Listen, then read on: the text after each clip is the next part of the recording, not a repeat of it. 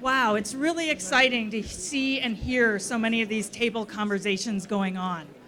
I've hoped you've had a chance to gather some of your thoughts and think a little bit about where your nation, I know many of you are from the Oglala Sioux tribe, others are from many other nations across the Great Plains area.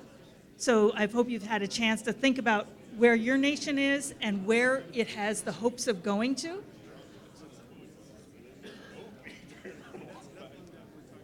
One of the things that I hope that you had a chance to talk a little bit about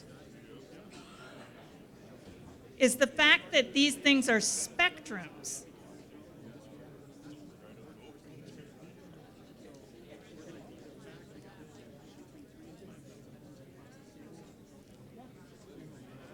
So I'm going to ask if anybody had any comments or things they wanted to share, any insights that they had, or even questions. I know we didn't have time for questions after Joan presented.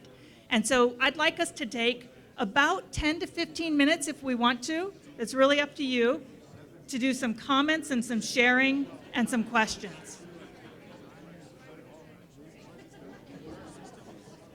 So could I have your attention, please? Thank you, President Weston. I'm not sure how many of you heard what I just said, but this is a time to have about 10 or 15 minutes for sharing about what some of the insights may be that you had from your table discussions, what some of the questions might be that have come out of it, either the table conversations or Joan's presentation, or some of the questions you have going forward, or comments. So we've definitely got some mic time, and I would ask that you be respectful to your fellow attendees here, that you make your comments brief so that others can get to the microphones as well, and that you, if you're a listener, that you pay them your respects by listening well as well. So does anybody want to start out with an insight or a comment or a question? We've got a microphone here and a microphone here.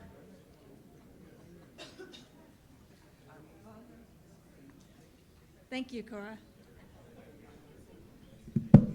Really short hair.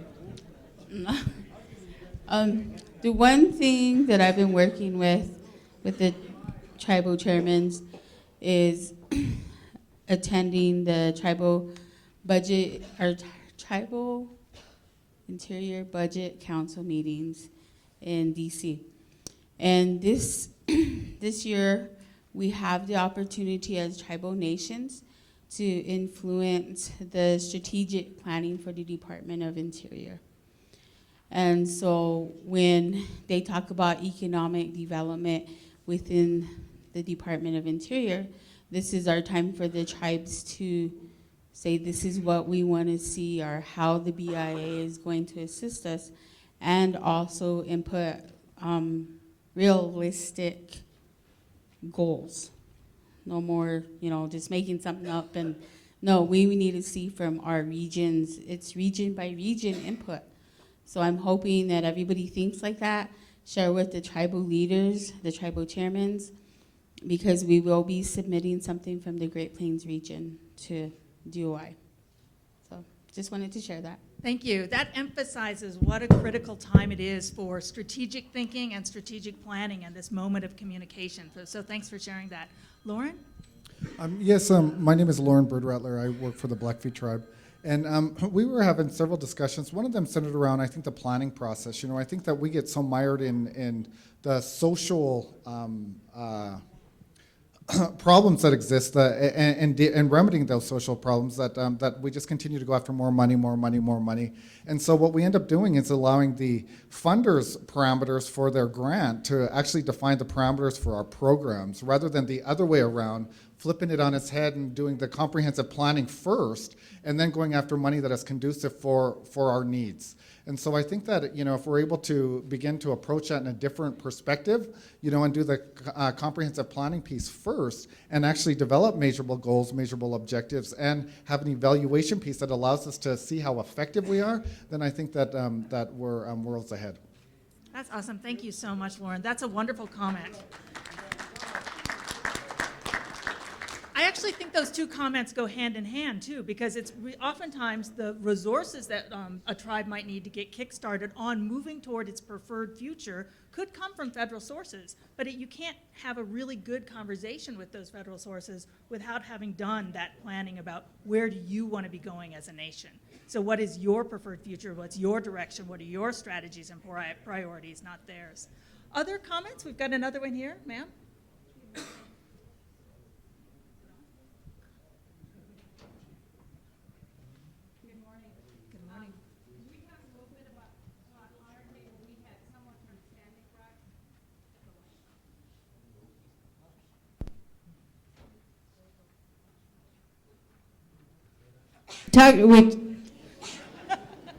We talked about the UCC codes, and we had really a unique circumstance where we had Standing Rock Sioux Tribe on ours, and they had North Dakota and South Dakota that they had to deal with, and we talked about how the UCC codes and filing liens and having investors really recognize our UCC code so that they invest in Indian country was quite a challenge. And then we boiled down into the governance of those and the tribal court systems and how we need to strengthen those, and our governance really needs to look at how we strengthen those. And then the next piece was developing our own, like Secretary of States, where we can file liens, security agreements, that type of stuff, and generate our own income from that so that it stays on the reservation. Fabulous. So that's a comment that really, I think, gets to the core of that point about building capable and effective institutions, which is the second point here of that's part of that, what it means to exercise governance. It's about saying you can do it on your own. That's the assertion of the sovereignty, of the assertion of the self-determination, and then backstopping it with those capable and effective institutions that is designed by you. So I love what the speaker said. She talked about uniform commercial codes, but I think most of us in the room realize that there's elements of all of that in their implementation that are owned by the tribe, designed by the tribe too. So that's part of that fundamental governance base that's both effective and culturally appropriate and legitimate. Other comments from other parts of the room? I know there were great conversations going on, or questions.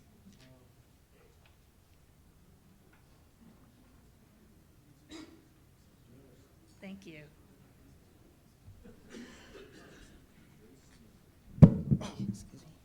Well, I'm a politician, and and I There's a see lot that. of them in the room.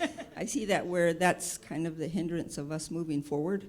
And at our table, we talked about how we really need to change the thinking of our people, the moving away from dependency and creating independency with our people.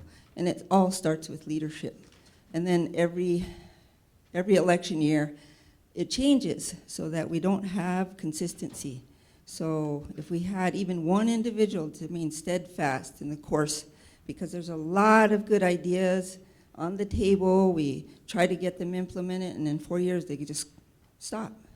So we need someone or an individual or a group of individuals. We even talked about that too. Committees do a lot of work, and I know I wasn't on council before, and I used to say that, what do they do and everything, but now I know how much hard work that goes into this. You're 24/7. But it's just like, okay, we make these actions, but where do they go? And we need to have that individual or a group of individuals just to remain the course and keep it going. And they're good ideas that can keep things, rolling, especially in economic development. We talked about our programs that have failed, and we're having to keep them afloat and those kind of things. But we have good laws. We have good laws in our books, and we're working on a uniform code, and it just seems like, it is, the politics of it needs to change, that we're a government, and we should be a business government as well, because that's the only way our people are going to survive. But the hardest part is changing the mentality of dependency. I think that's a really insightful comment. I think one of the things that in our point 5 here, where we talk about public-spirited leadership, one of the things we've seen across Indian country, and I would say across indigenous country around the world, we've increasingly done work in Canada, the US, Australia, and New Zealand, is that leadership is about that political leadership within the tribal council, within the governing body, but it's also about that educative leadership of educating the tribal citizenry. I think some of the most inspirational speakers I've ever heard have been ministers and politicians. And it might seem a little bit strange to put politicians in that group, but think about some of the most effective politicians you've heard. They're the people who can light up a room, who can make you shiver a little bit with the way they speak, who can make you feel that things can be different and that you can be part of that change. And I think that kind of leadership that is educating the citizenry about how things can be different, and indeed what the citizen's role can be in that, is one of the things that we all need to take on board in leadership in indigenous communities. It's that having that high-powered, capable ability in the council chamber, and also that ability to speak to citizens at that level that says, this is about making change in your own lives as well. So that creates some of that consistency across administrations too. But you also heard in that set of comments the desire for institutions that could create that institutional memory as well, so that what got started with one administration didn't crumble into shambles in the next administration, that you were able to have some continuity and some continuing on. So thank you for those comments. Sir? So I'm from the table way back in the corner over there. We have a person from Cheyenne River there, and 4 Ogallala members who are tribal members, but you wanted us to go through page 26 and 27 with all the arrows. We only got through the first item. We didn't get to go through the rest of them. We had too much discussion going on out there. But first item, other governments set your own agenda, or your nation's own agenda. Well, that took me back to the IRA days, 1934, where our Constitution was developed by somebody else. And as far as the Ogallalas, I think we really need to do a constitutional convention to look at that thing and see where in the heck it's taking us. Well, we already know where it's taking us, but see where it could take us. So if you look at Ramon Bearrunner, I hope he's in the room here, but he taught me how to do this, and I did some studies on top of what he showed me, and what we come up with is the Ogallalas in Pine Ridge are spending 80% of what they make off the reservation. So we're only retaining 20%. If we went back and looked at that Constitution, amended it, adjusted it a little bit so we can get some economic factors stuck in there to where we can retain some more of the money that we're losing, I think that would be real beneficial. So I'm looking at Constitutional Convention. Well, those are some fantastic comments, and I'm going to go ahead and give a little bit of, like I said, promise those drilling down details on talking a little bit about exactly what our second to last commenter talked about, in a sense, business and government together, and what government's role is with regard to that. And this is going to be a little bit technocratic for a little while, but then what I'd like us to do is get back to thinking about where your nations are, and if there are more questions and comments at that time, that's great. And hopefully, I'll continue to link some of the things we've heard in the room from the commentators to this presentation. But I know that when we were speaking with the organizers of the summit, they really wanted to get some of this base information out before sending you off in the breakout groups, because again, it helps you sort of think about what kinds of fundamentals need to be in place first. So If you want to follow along, you can. If you want to just listen, you can. But I'm going to be back on page 15 of the program book. And I feel, what was the name of our second to last commenter? The woman who, the woman who talked about business and government? No? Frida? Vernita. Okay, thank you. Vernita made some really interesting comments, and I'd like to spend a little bit more time thinking about that, because one of the things she said is that tribal governments are perhaps different from many of the rest of the governments in the United States and some of the governments around the world as well. One of the reasons is that U.S. government law makes it really difficult for tribes to raise taxes, right? They can, but they don't have the same taxing authority across the board as other nations do. And so one of the things that makes tribal governments special is more so than other governments, they have to rely on other forms of raising public finance. And so that means they're intimately involved oftentimes in running businesses. So a lot of times we think about, oh, tribal governments run tribal businesses and that's how they get their money. I think that's an important perspective, but it's not the only perspective that's out there. So I want to expand upon it and give some additional information. So let's just step back to brass tacks, and that's really this set of points. Why do we care about economic development in Indian country? What are the fundamental reasons we care about it? I think the fundamental reasons are two, and they're these two that we see up here. I don't like being confined to the podium. The fundamental reasons are that we want jobs and income and a better well-being for citizens in the nation. And we know that money isn't the only way that that happens, but it sure makes a difference if people can have jobs that are satisfying, that allow them to have access to more resources for taking care of themselves and for taking care of their families. And so jobs and income are important, and that's one of the reasons we want economic development in Indian country. The second reason is that we really need the financial means to support government. And that's where I was going a minute ago with that conversation about needing revenue. Public finance is another way to think about it. Revenue to support the basic functions of government. Now, a lot of the revenue that tribal governments have gotten in the past has come from the federal government. And that's been appropriate because that's treaty revenue, that's trust revenue, that's part of the government-to-government relationship, that there are appropriate transfers from the federal government and some pass-through from the state. But those are all pieces of cash that are tied, that has a string attached to it, is the way it's often said. And tribal governments that thrive tend to have independent sources of revenue as well. So that's their own sources of public finance. So where does that come from? Well, it comes from two possible, what I call productive economy sources. Now, you notice I've left off the transfer economy here, because that's the money that you get, again, from the federal government, the state governments. That's always going to be capped, and that's always going to have a limited amount that's attached to it. It's important money, but it's not necessarily going to generate that own revenue that's going to let you have decision-making power over your own resources. So where do you get that? It comes from one of two sources in the productive economy. And this is the private sector economy or the quasi-private sector economy. So one comes from government-owned businesses, which are that quasi-private sector, and the other source is from the private sector fully. In the first sense, in the tribal government-owned enterprises, there's usually an agreement about how much profit or revenue of that goes from the business into the tribal government coffers. But you might be thinking, what about number two? How does revenue ever come from that to the tribal government?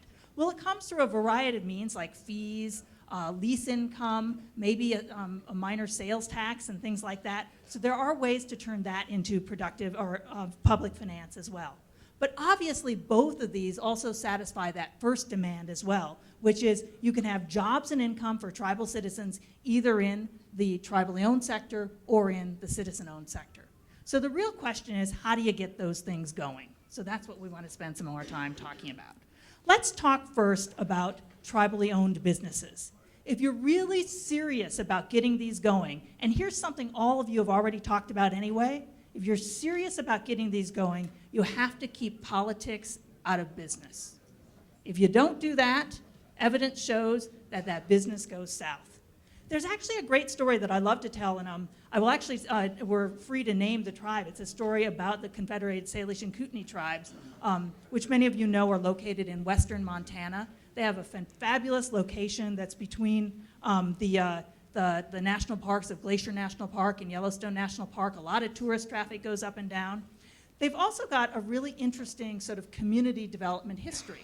About 20 years ago or 25 years ago, they were really in the business of starting various tribally owned businesses. And one of the businesses they started was through defense contracting. And I think it's now grown into the business called S&K Electronics, and it's cited both in at the reservation, and I think it also has branches down in Houston or someplace like that. And it's a company that's grown gangbusters. But they started that business with a very particular and separate board of directors to separate politics from business, a real layer of insulation. Another business they started around that time was a post and pole business, because they're out in ranching territory, right? And they care about having fencing and posts and poles to put up that fencing, and they've got a lot of forest and they've got a lot of wood, so it made sense to run that as a tribal enterprise. About 2 years down the track, the electronics business, the defense contractor that had the great sort of separation of politics from business, it was thriving and growing and doing really well. The post and pole company, which did not have a separation, and in fact, it was not uncommon for the council to call up the manager of the post and pole company and say, you know, I've got 3 kids and a cousin who need employment, and you better hire them. The director of that post and pole company had the most expensive posts and poles out there. And if you're running in a competitive business like that in western Montana, where there are a lot of other people who are willing to send you fence posts and poles, the tribe couldn't make any money on that business. Their labor costs were far too high because they were so managed by the politics who used it as an employment engine. That business went belly up, didn't exist after 2 or 3 or 4 years, but here we are 20, 25 years down the track, and S&K Electronics has gone from strength to strength, in large part because it's managed to keep politics out of business. So if you're serious about doing and sustaining nation-owned enterprises, you really need to address those kinds of issues. And keeping politics out of business has a variety of dimensions. It's that good corporate governance of those rules of managing the enterprise. It's about bulletproof financial procedures, so nobody can ask you, well, where did the money go? And you don't have an answer. You've always got to have an answer to that question. It's about clear personnel procedures, including grievance procedures, so you know why people were hired, why people were fired, and that any grievances that exist don't bubble up to the council level, but are dealt with in an appropriate forum within the business or within the tribe. And critically, neutral dispute resolution. That's kind of a fancy way of saying what a number of you said in the comment section about how important tribal courts are. Having responsible, effective, respected tribal courts that minimize the risk. And that's a word we heard early on from the chairman of the Cheyenne River Sioux Tribe, right? He talked about the need to minimize risk, and doing so with effective tribal courts that are enforcing known tribal laws are a good way to do that. So I want to give you a couple of pictures that just clarify what I'm talking about. And this is in your book as well, and I don't need to spend a lot of time here because I've already spent time with my story about the post and pole company telling you. But if you look at the picture that's on the left, this is the non-separated company. This is the post and pole company. It may or may not have a board of directors, but it doesn't matter. That board isn't really in the chain of command. It's just there, it's like your appendix. It's one of those vestigial organs that really isn't used or needed in this structure because everything is managed politically from the politicians. They're going through the CAO. They've got direct access to the books and to the employees and all that kind of stuff. That's the company that is more likely to fail with that not separated model. Separated politics from business is on the left-hand side, where the politicians have to go through a very strong board of directors that then goes through the CEO, that then goes down to the employees. And you'll see those little X's on there. It says there's no direct route back for the employees to go straight to the council. There's no direct route back for the CEO to go directly to the council either. The board of directors plays that managing sort of buffering role between them. Why am I so uptight about this? Why do I care about it so much? I'm going to share with you a little bit of research. It's anecdotal research. It was collected from speaking to tribes in executive education sessions and in other sort of more informal studies that we've done. But it really just asked, all right, how many businesses does your tribe have? Okay, count up the number. And then ask yourself, how many of them follow what we call the separated model, where they've got that board that serves as the buffer in between? And how many follow that more politicized model, where there's no buffer between the CEO and the employees and the politicians within the government? So we have people write that down, and then do a tick box or tally marks on how many of those businesses are thriving, both in terms of the amount of employment they're able to produce and the amount of their ability to constantly turn profits and therefore generate revenue for the nation.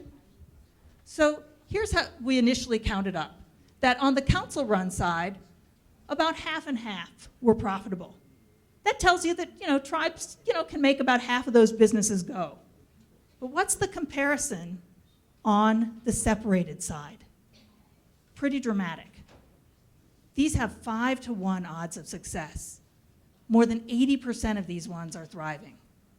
That tells you that something about the management of those corporations, that separation, makes a big difference. So if you could take that Salish and Kootenai Electronics story versus the Salish and Kootenai Post and Poll, that's what you've got up there multiplied 100 times, of basically saying we've counted up dozens of businesses of those sorts. And if you do not have that separation, you're asking for a higher chance of failure. It doesn't mean you can't succeed, but you're making it much harder by doing so. Now, this is not really a blank check, though. I can also tell you stories, and in fact, I will. There are stories that we tell that are on the negative side to protect the innocent, in a sense, as Joan said, that where, sure, a corporation, when it's got that separated board, can run off and do its own thing. And that's kind of just as bad as if the council were controlling it as well. So what you've got to think about is that balance. You've got to have a balance that says the council provides direction to the enterprise and says, this is what we want you to be doing, you'd better produce those kinds of results. And the enterprise talks back to the council and says, we're going to implement those broad goals. So it's that balance of communication. You don't want the enterprise to be so far off on its own that the community is out there going, what in the world is that corporation doing? What's it doing for us? And at the same time, you can't have the politicians micromanaging it to the extent that it fails. So it's that seesaw, that middle balance, that fulcrum balance point. And that, I think, points out some really important information about roles. I heard a lot of discussions about implementation as I've moved from table to table, as people were talking about, well, we've got all this great nation-building stuff in place, and we know we've got to do this, separate politics from business, and we know we've got to have a strong court. We just haven't figured out how to implement it. Guess what? A lot of implementation starts right here and right here. And it starts in the way you act and behave. And that comes down to what is your role. If you're going to get this balance here, you've got to understand exactly what your role is. And I'm not going to read through this slide. You can read through it yourself. But it really points out that everybody has a specific and equally important role when you're pursuing that separation of politics from business. The role of the council, I think a lot of times council members, for instance, or politicians get afraid that in a separated model, they're not going to have anything to do. They're not going to be able to carry out their responsibilities to their constituents because they haven't been able to kind of have their hands into that business pie. But guess what? Their job is incredibly important. Your job as a politician, as a council member, as a legislator is incredibly important. It's your role to set the strategic direction for that business. I had at least some comments about the importance of culture and spirituality and thinking about what those business activities were. And here's where some of that direction comes from. If there are important cultural considerations about what businesses your nation is involved in, it's council's job to make that direction, to make that really clear. If you don't want your holding corporation or your tribal enterprise to do anything that has to do with mining or resource extraction, it's got to come from a dictate from the council, doesn't it? It's got to be a clear policy, so setting that policy direction. If you don't want to be engaged in a business that trades with companies overseas that use minor labor in a way that you don't agree with, that's got to come from the council level, that direction about what's an appropriate business direction for us to go in. Also standards like, well, we expect you to be turning a profit in 5 years. Some really basic kind of business principles. That's the strategic direction that's got to be set. We expect you to, in the long term, to be employing 100 tribal members, that kind of a realistic, over an appropriate period, that kind of strategic direction. It's also the council and the politician's job to do what? To shape the environment in which all of this can occur. You don't have the laws and codes you need in order to run the business. You don't have a business licensing code. You don't have a UCC, which someone mentioned. You don't have the commercial zoning that tells your businesses where they can operate. You don't have the other kinds of legal mechanisms in place that allow for leasing that's appropriate or for other kinds of siting that's going on. Council has to put those laws in place. You don't have a court that has the powers that it needs in order to create that lower risk environment. Council's got to put those things in place. So the politicians have a job. Similarly, the board of directors has a job, and the CEOs have a job. So those roles, living that role in your heart, in your mind, and in your actions, that's what makes that separation of politics from business work. We can spend a lot more time talking about it. I know there's also breakout sections that are going to talk about it, but I did want to cover that in detail. Now, though, I just want to go on to cover the other topic. Again, I've just skipped some slides. I encourage you to read them. I'll answer questions about them. But I wanted to spend a little bit more time also talking about the other really critical piece. So if you want to create jobs and incomes for your citizens, and if you want to raise public finance for your government, a lot of times we think in terms of tribally owned businesses. Certainly that is one route. And there is that direct path of revenues and profits from the business back into the coffers of government and to the jobs that they would provide to citizens. But I think one of the things that across the United States, one of the things that we're learning from the Northern Plains and learning it really well is how effective private sector development can be at satisfying these requirements as well. Tribal governments can generate environments in which there are jobs and income for tribal citizens and environments in which there's a possibility of generating public finance for tribal governments through really supporting the private sector as well. I know a number of folks in the room have experience with, say, native CDFIs or with loan corporations or with starting businesses of their own. And again, I stress that this is a lesson that we see so well from Lakota countries, from the Northern Plains, and from the Rocky Mountain area as well, that growth in tribal economies can come from that very grassroots level as well. And guess what? Tribal governments have a job in making that go as well. So what are some of the benefits of this sector we'll talk about first, and then what are some of the things that tribal governments need to do in order to encourage this sector? So, talking about benefits, we've already talked about how they produce jobs.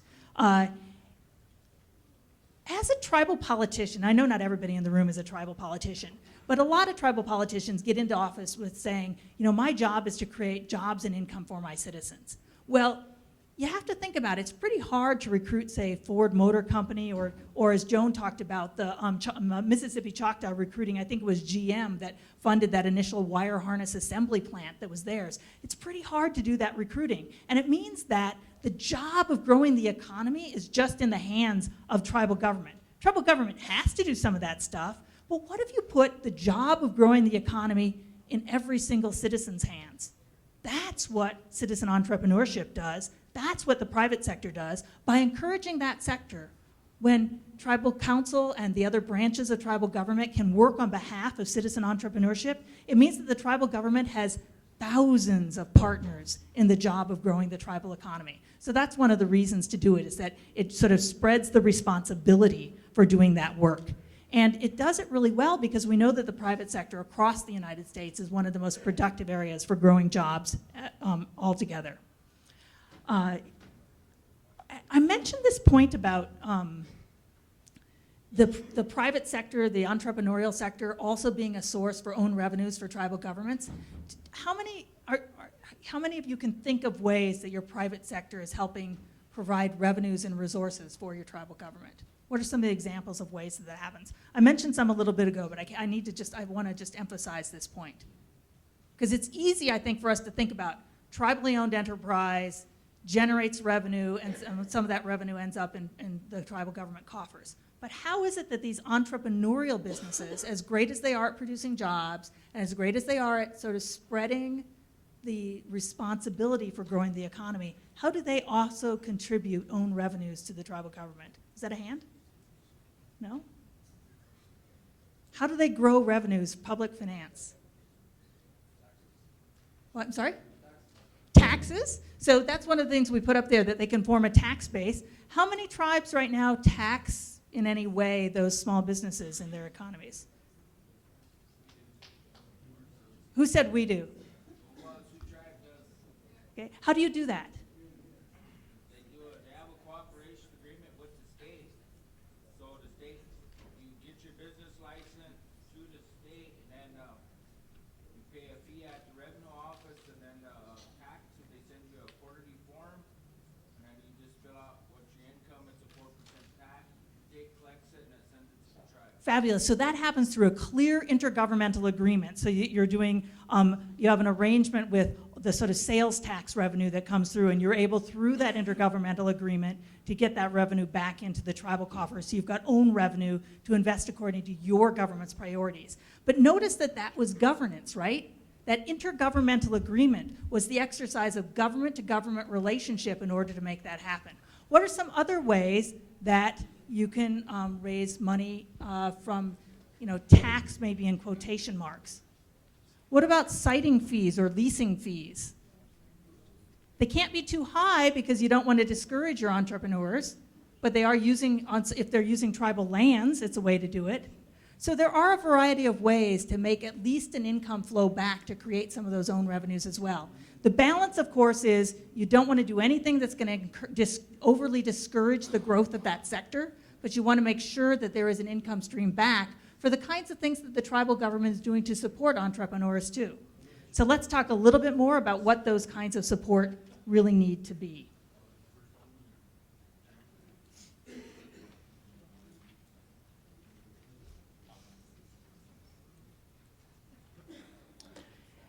How can tribal governments support entrepreneurs? A lot of times we think about the things they're not doing to support entrepreneurs, right? So we can make a long list, and in fact, it's probably worth spending some time on them, and I've got a couple of slides on it, but I'll just talk about it as well. A lot of times tribal governments do things like create red tape. We were most made aware of this about 15 years ago in doing some work with the Navajo Nation. Actually, it may be even longer ago than that, but it's been slow and hard to change. It used to be that if you were an entrepreneur in the Navajo Nation, there were over 100 steps for you to get your business started. You know what the last step was?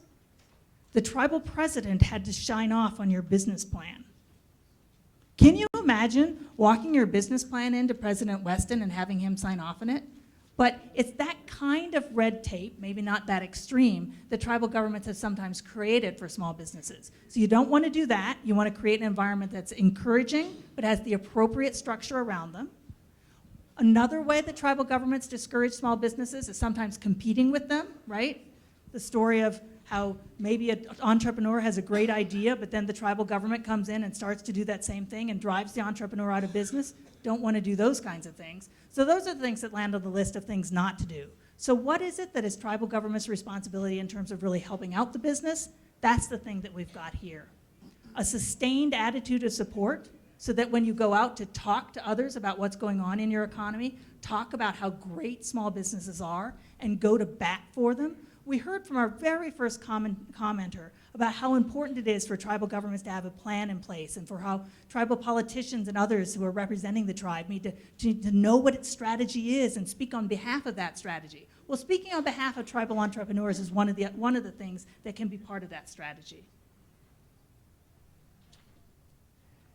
We talked about the appropriate structure of laws that's necessary. You need one structure of laws to support tribal businesses. You need another set of structure of laws to support tribal entrepreneurs. And we know we've got breakout sessions that are going to talk about creating that legal infrastructure this afternoon. So there's laws around business codes, UCC we've heard of, citing and licensing, things like that. You need funds for business startup and expansion. Now, critically, the tribal government doesn't have to be the one that does it. And in fact, with the growth of the native CDFI sector, or community development financial institution sector, in general, tribal governments aren't the ones who are actually making business loans.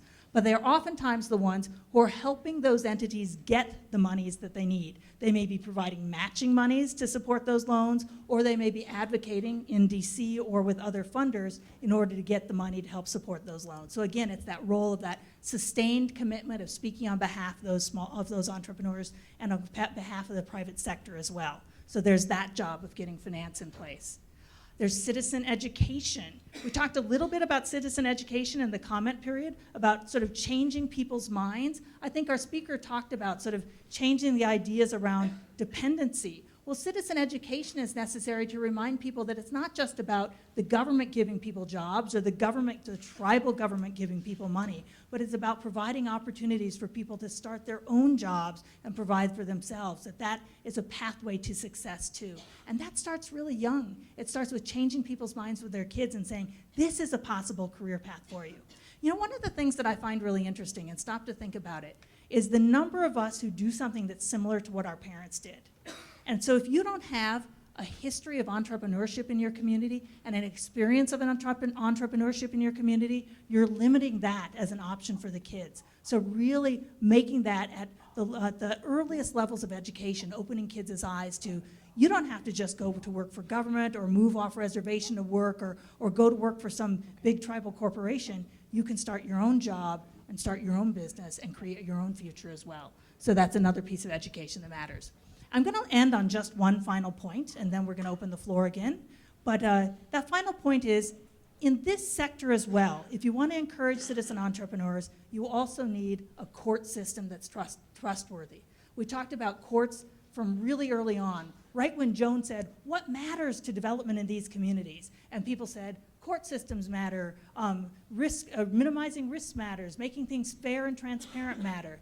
That court system matters. So strengthening your tribal court in order to deal with disputes between small businesses or disputes between suppliers and the small business, or people who bought things from the small business, having a court that's up to speed to manage those kinds of disputes is going to make the community a safer place for investment and help the community grow as well. So, and to make sure that those disputes aren't sort of meddled with from above.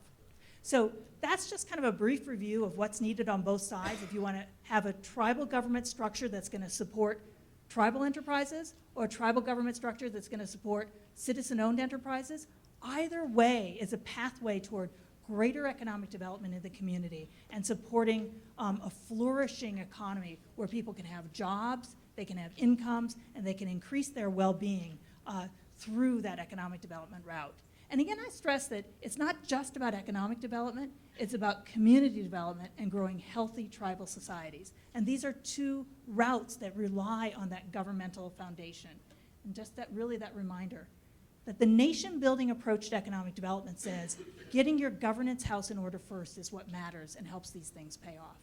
All right, so that was just the sort of prep for what's going on. We have, by my watch, about 3 minutes before I yield the floor to the Center for Indian Country Development and Nikki Paratos. But if there are any comments or remarks that anybody wants to briefly make, or did you have something, Jennifer? Okay. I know I've said a lot really quickly. We were asked to kind of get out those foundations. So if you have more remarks or comments, please feel free to grab me at lunchtime or others. Joan's going to be around a bit too. She's working with the youth, but I'm going to be circulating throughout, and I'm happy to hold more of these conversations with you. I encourage you to now turn, though, to some of the last pages in your book. Let's see, not last pages. They're 28, 29, 30, and 31, 28 through 30. There's some little check boxes to just ask yourself how your government's doing on these various fronts that have to do with business support. And so with these different pages, I'm not so good at page numbers, am I? But really all these exercises we've put you through, starting with 26 and going all the way over to 31. I hope you'll take these questions and these thoughts with you into the breakout sections and see how they shape what the opportunities and options for you are. Okay. Thank you, Dr. Jorgensen. Can we give Dr. Miriam Jorgensen a round of applause?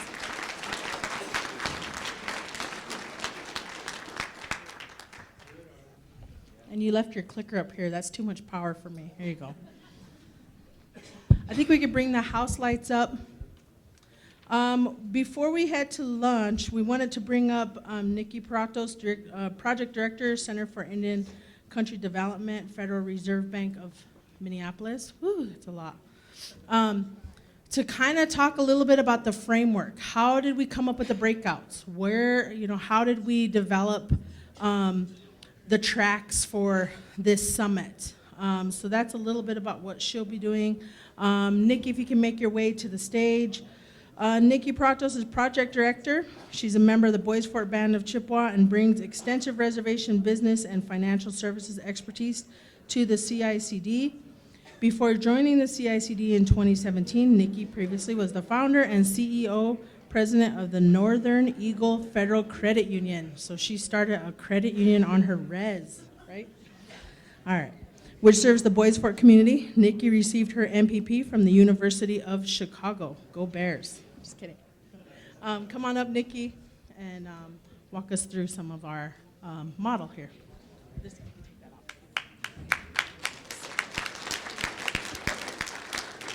I was going to say Buju, Wase Gijiguk, Indigenakaz, Makwa Nindudem, Boys Fort, Nindunjaba. So I am Nikki Paratus, but my Indian name is Bright Sky Lady. I'm Bear Clan from the Boys Fort Band of Chippewa in northern Minnesota. I was going to give my other introduction, but I think she did a pretty good job. So what I'll say is I've joined the CICD recently, or the Center for Indian Country Development at the Federal Reserve Bank of Minneapolis. And there I'm involved in some pretty innovative systems-based thinking, really tackling some of these big questions, big topics in Indian country. And I'd love to speak more about what we do at the center, but actually tomorrow morning, somebody's going to be sharing more about the center, our mission, and some of our areas of focus. So for now, I'll just say I'm very excited to be there, and also to see the really high level of support that the Federal Reserve gives in terms of resources, and to a lot of the work that everyone in this room is doing for our Native communities. And my job here is to introduce what's called the Strategic Framework for Sustainable Development. So I don't have the clicker, but Joanna, I was going to advance them, you can just click all of them. I'm doing it the lazy way, and maybe not wowing you with my animation capabilities here.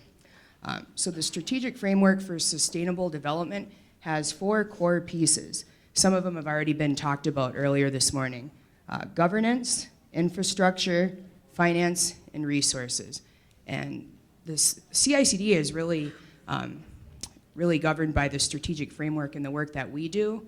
And actually these core principles really drive a lot of the economic development in emerging economies around the globe. And if you recall Joan's comments, at least the pieces of governance and infrastructure, are really strongly correlated with the principles of nation building. So this strategic framework for sustainable development plays a big role in the work that we do, and it also provides the essential ingredients for creating, but also maintaining a long-term vision for community-wide economic development. So the first piece is governance. That's been talked a lot about this morning. It's the bedrock, right, for development. It looks at how our constitutions are framed. It also looks at how our tribal governments are operated. So the design and implementation of a lot of these governance structures. It looks at also the administration, right, of our tribal council offices. It looks at the independent court systems that we have, really the tribal laws and policies that reflect the needs in our communities, but then also, at least they should be, a deep expression of tribal sovereignty. So both Joan and Miriam did a really good job this morning of laying out some of those big questions concerning governance. What are our tribal governments doing? Are they doing what our people and our businesses need them to do? Are our independent judiciaries truly objective? are all powers of government, whether they be business, judicial, or legislative, are they shielded from undue political influence? Those are big questions. And I have some personal experience with how important respecting those boundaries can be. During my time at the Tribal Credit Union, we made loans, right, to community members, but oftentimes we were making loans to the family members of tribal council. And also at times we had to take those family members of tribal council to tribal court, right, for loan defaults. And in our case, we were very lucky because the tribal council from day one respected those, institutional roles and institutional rules that were put in place. So they didn't interfere with our lending practices. They did not get involved with the enforcements of the tribal courts. This had a really deep and profound effect on the members of our tribal community. So pretty quickly, actually, they understood and they appreciated, but they also came to trust, tribal council. How often can you say that, right? And they were trusting their motives and respecting that they were staying outside of those right decisions. They also gave teeth to the judgments that came from tribal court, and then they also saw legitimacy in the tribal credit union, which in our case was the very first standalone institution on the Bois Forte Reservation. So then it also, speaks to, having a strong ethics system. In our case, Bois Forte Code of Ethics. So this is just one example of where that governance piece is, is really important, and how tribal leadership support of that can have such a deep and lasting impact. We do know that sound governance isn't a cookie cutter or one size fits all option. But when we think about that, we really do need to get away from blindly following a provincial way of thinking. We really need to get out of that mindset. We're not merely meant to copy the states that we live in, right? Because we're sovereign nations. But what we do need to do is make sure that we have basic rights, that we also protect those basic rights, that we have and ensure fairness and accountability in our systems. And I think we can all agree when I say we need to underscore that, right? Fairness and accountability in our systems. We also need to provide support for our business sector. So there's a lot that needs to be done, but we also have to look at what our needs are internally, and then also what's our external focus. So the next piece that we can talk about is infrastructure. This is pretty broad. It encompasses physical infrastructure, legal infrastructure, and human capital, all of which are critical to well-functioning communities and economies. And I'll speak to each a little bit here. So physical infrastructure, it's probably what everybody's thinking about in the room. It includes the systems for our roads, for our water, for our sewer, our telecommunications.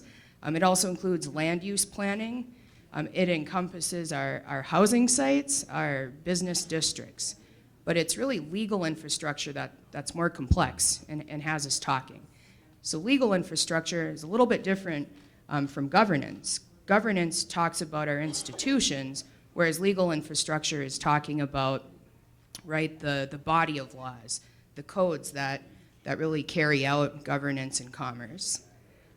And here we need to be really, again, mindful of having an internal focus and having an external focus.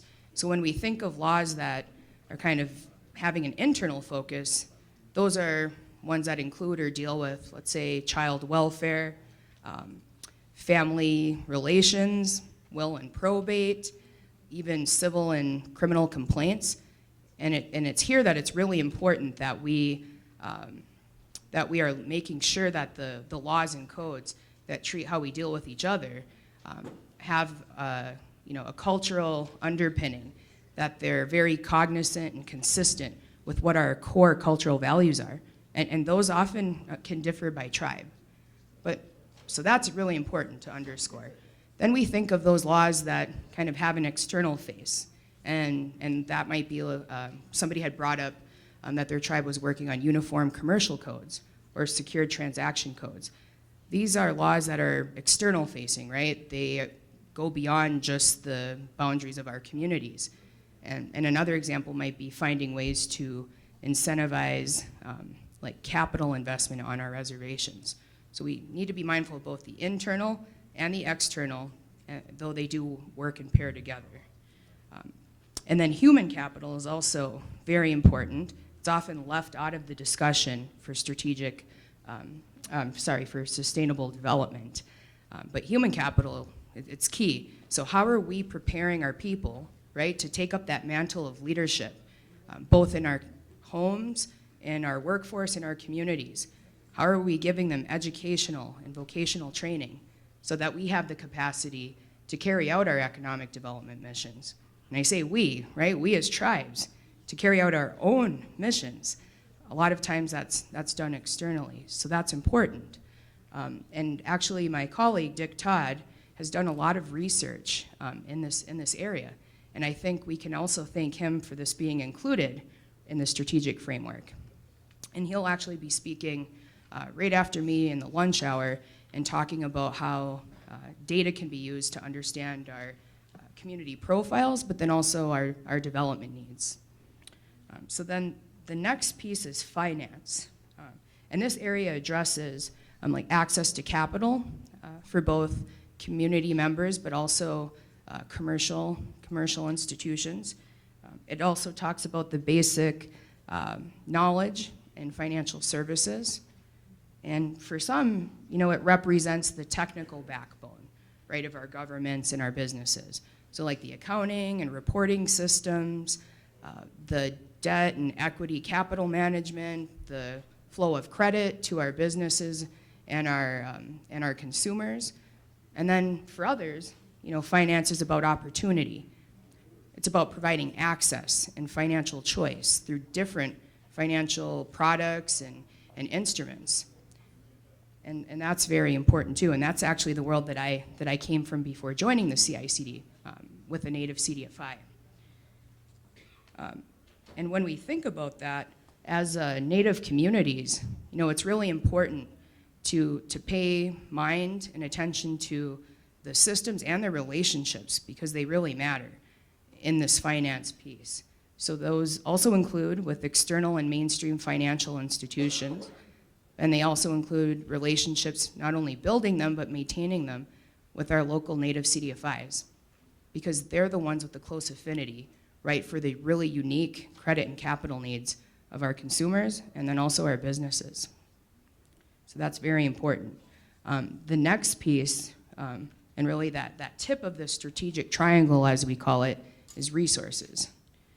And this really encompasses a lot.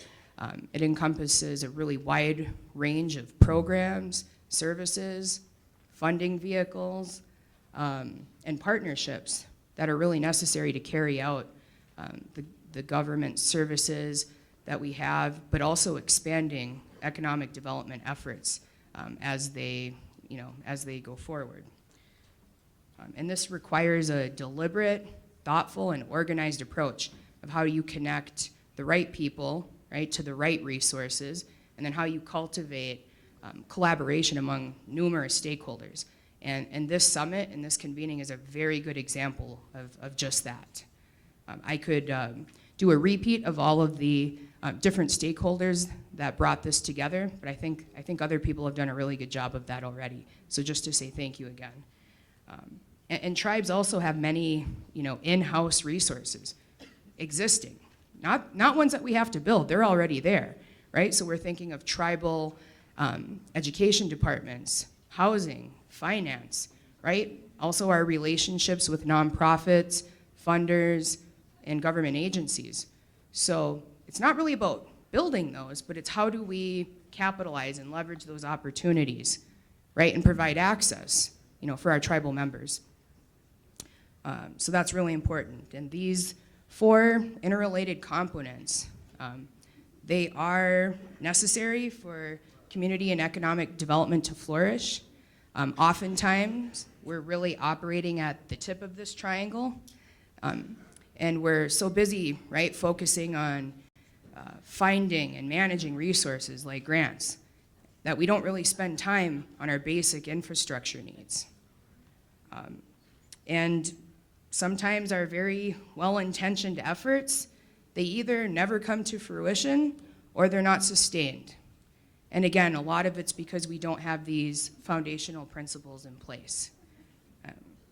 And the remainder of the summit will, be reinforcing the strategic framework.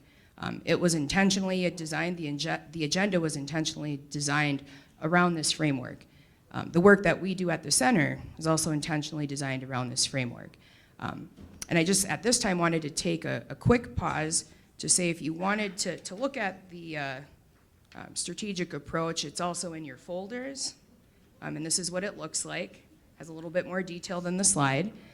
But also, there is in your folders or in your bag an agenda which talks about the breakout sessions that are going to be happening, and it'll have the rooms, so, and areas that they're going to be held in. So just wanted to point that out. So the summit's really designed around, again, this strategic triangle. And we'll even see this afternoon after lunch, we're going to examine governance through a case study, through a role play of dispute between a tribal business. So this will highlight the importance of tribal court systems, also tribal legal codes. And at the center too, we're using this triangle for one of our main initiatives, which is looking at increasing opportunities for home ownership in Indian country. So when we look at home ownership through this model, we're seeing that numerous tribes have really dynamic housing markets, and they've really done that by harnessing the power of those private-public relationships. They also have capable governance institutions. They have independent court systems. They have, what else do they have? They have land use and zoning laws for residential areas. They have systems for utilities and telecommunications for home construction. And they also are developing their human capital through home buyer readiness. So they have programs that are intentionally meant to build credit for their tribal members, provide financial education, and then even provide one-on-one assistance through that lending process. So they're already doing a lot of great things, but they're using this strategic framework, whether they know it or not. And I think the challenge in this space is really resources. Because there are so many, it's hard to sometimes gather and organize all the different program options. But that's just one example of an application of the strategic framework. You'll be seeing many others in the breakout sessions this afternoon and then also tomorrow. So I just lastly want to say, to make all of this happen now, right, and then over time, like we did at Bois Forte, we do need a steadfast commitment from our tribal leadership. So how we make decisions is really important, but then how we follow through with those commitments is also very important. And it's important for us in the room, it's important for our children, it's important for our grandchildren.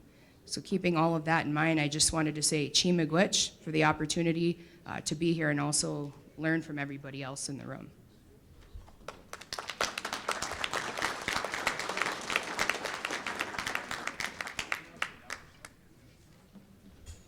Thank you, Nikki. That was great.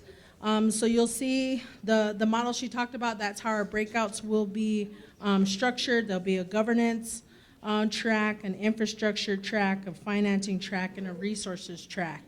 Right now, I'm on the lunch track. I don't know about y'all, but I'm a little hungry. There are some folks that are coming around that are handing out red tickets. Those are for door prizes. So we have some goodies at the end. Keychains, probably a couple Beat It stuff, a trip to Vegas. I'm just kidding, not on a trip to Vegas. You might get a keychain from Vegas, but we'll beat it. At this time, I want to bring up our Vice President from the Oglala Sioux Tribe, Miss Darla Black, to say a prayer for us before we eat.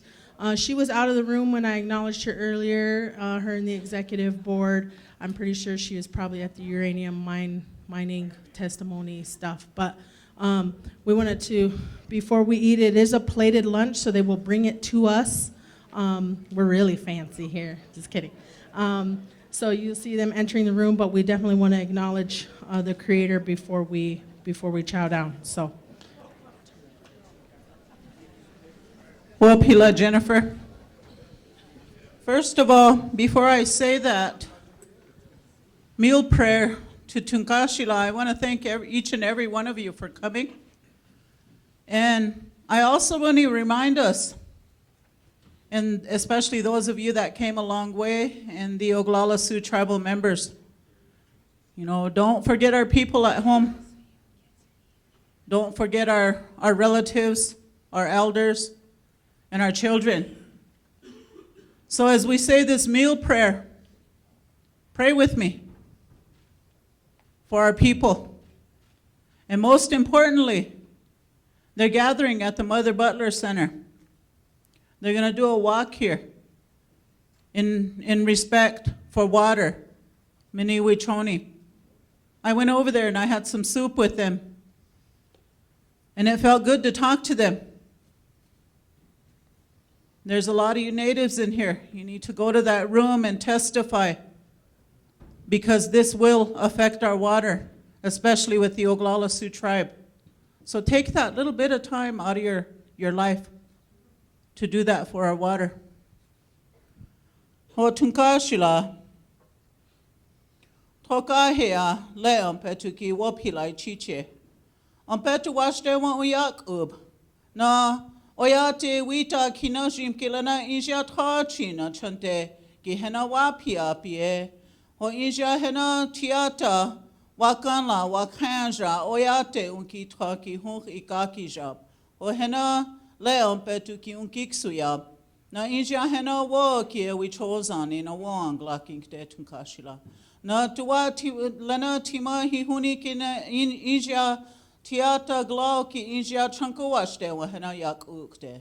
Na wo te ki lana lawashte ukte. Na inja tuwa ki chum ki hena inja we chose on it. Na wong lake na wo kinkte. He on se un sha che chiche a hitu no on kiapie mitakuye oyase.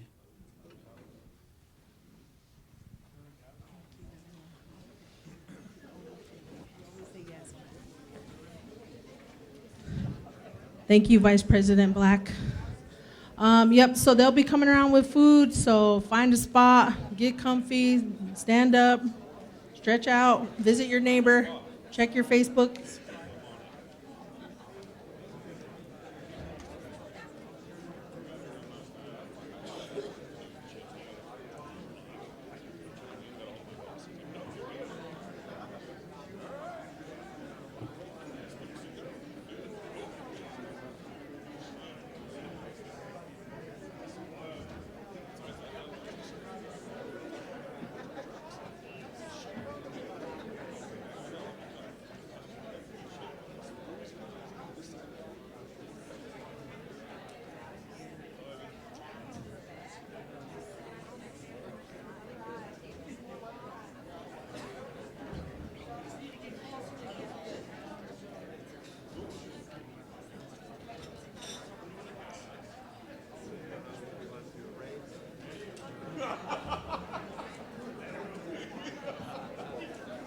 Good, thank you very much.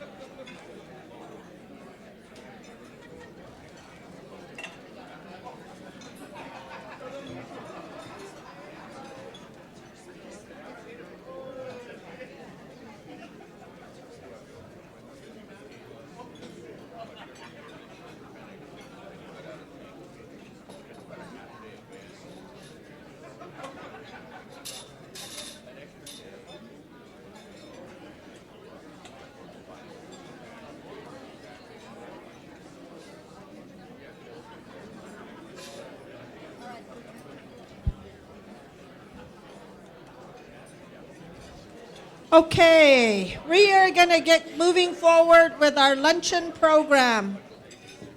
I know this is a perfect opportunity for you all to network among each other, and I hate to cut into it, but we do have a long agenda today, and we're hoping to be able to share with you some important work that is being done.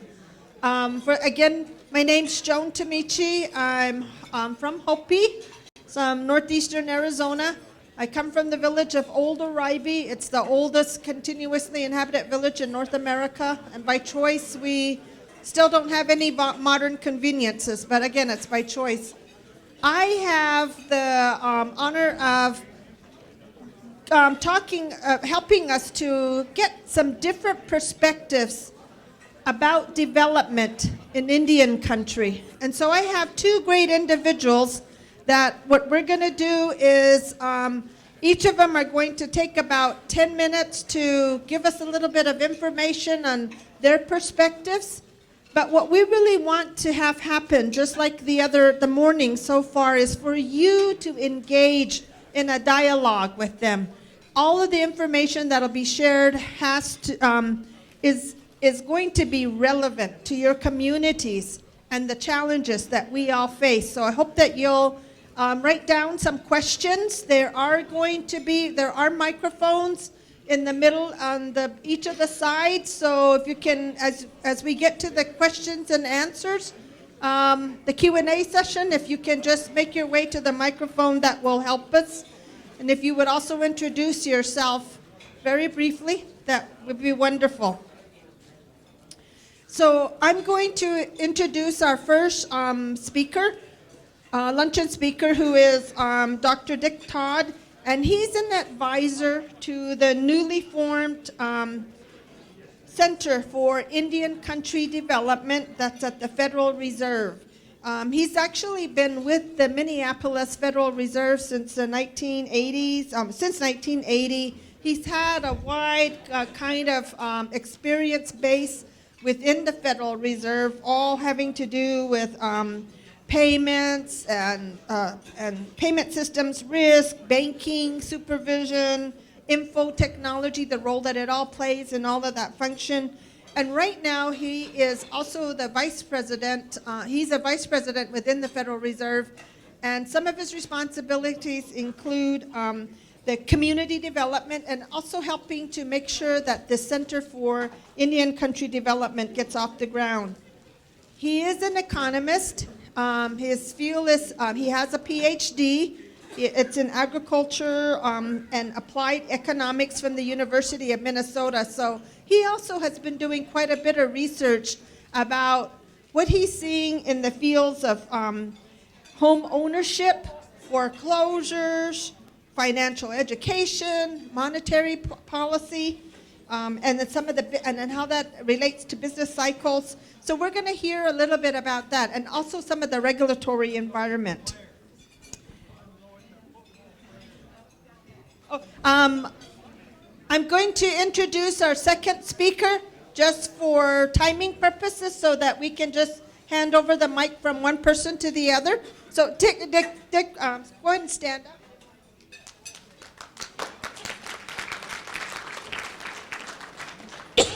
Our second speaker is going to be Charles Alvarez. And he's an attorney. And I'm getting dry. He's an attorney with his own law firm. And he's been a long-time activist in the struggle of human rights for indigenous peoples. This man has lots of things that he's done over the years and wears many, many hats. I was reading all about him and I'm wondering, oh my God, does he ever sleep? Is a trial attorney, he's a trial consultant, he's a writer, he's a documentary filmmaker.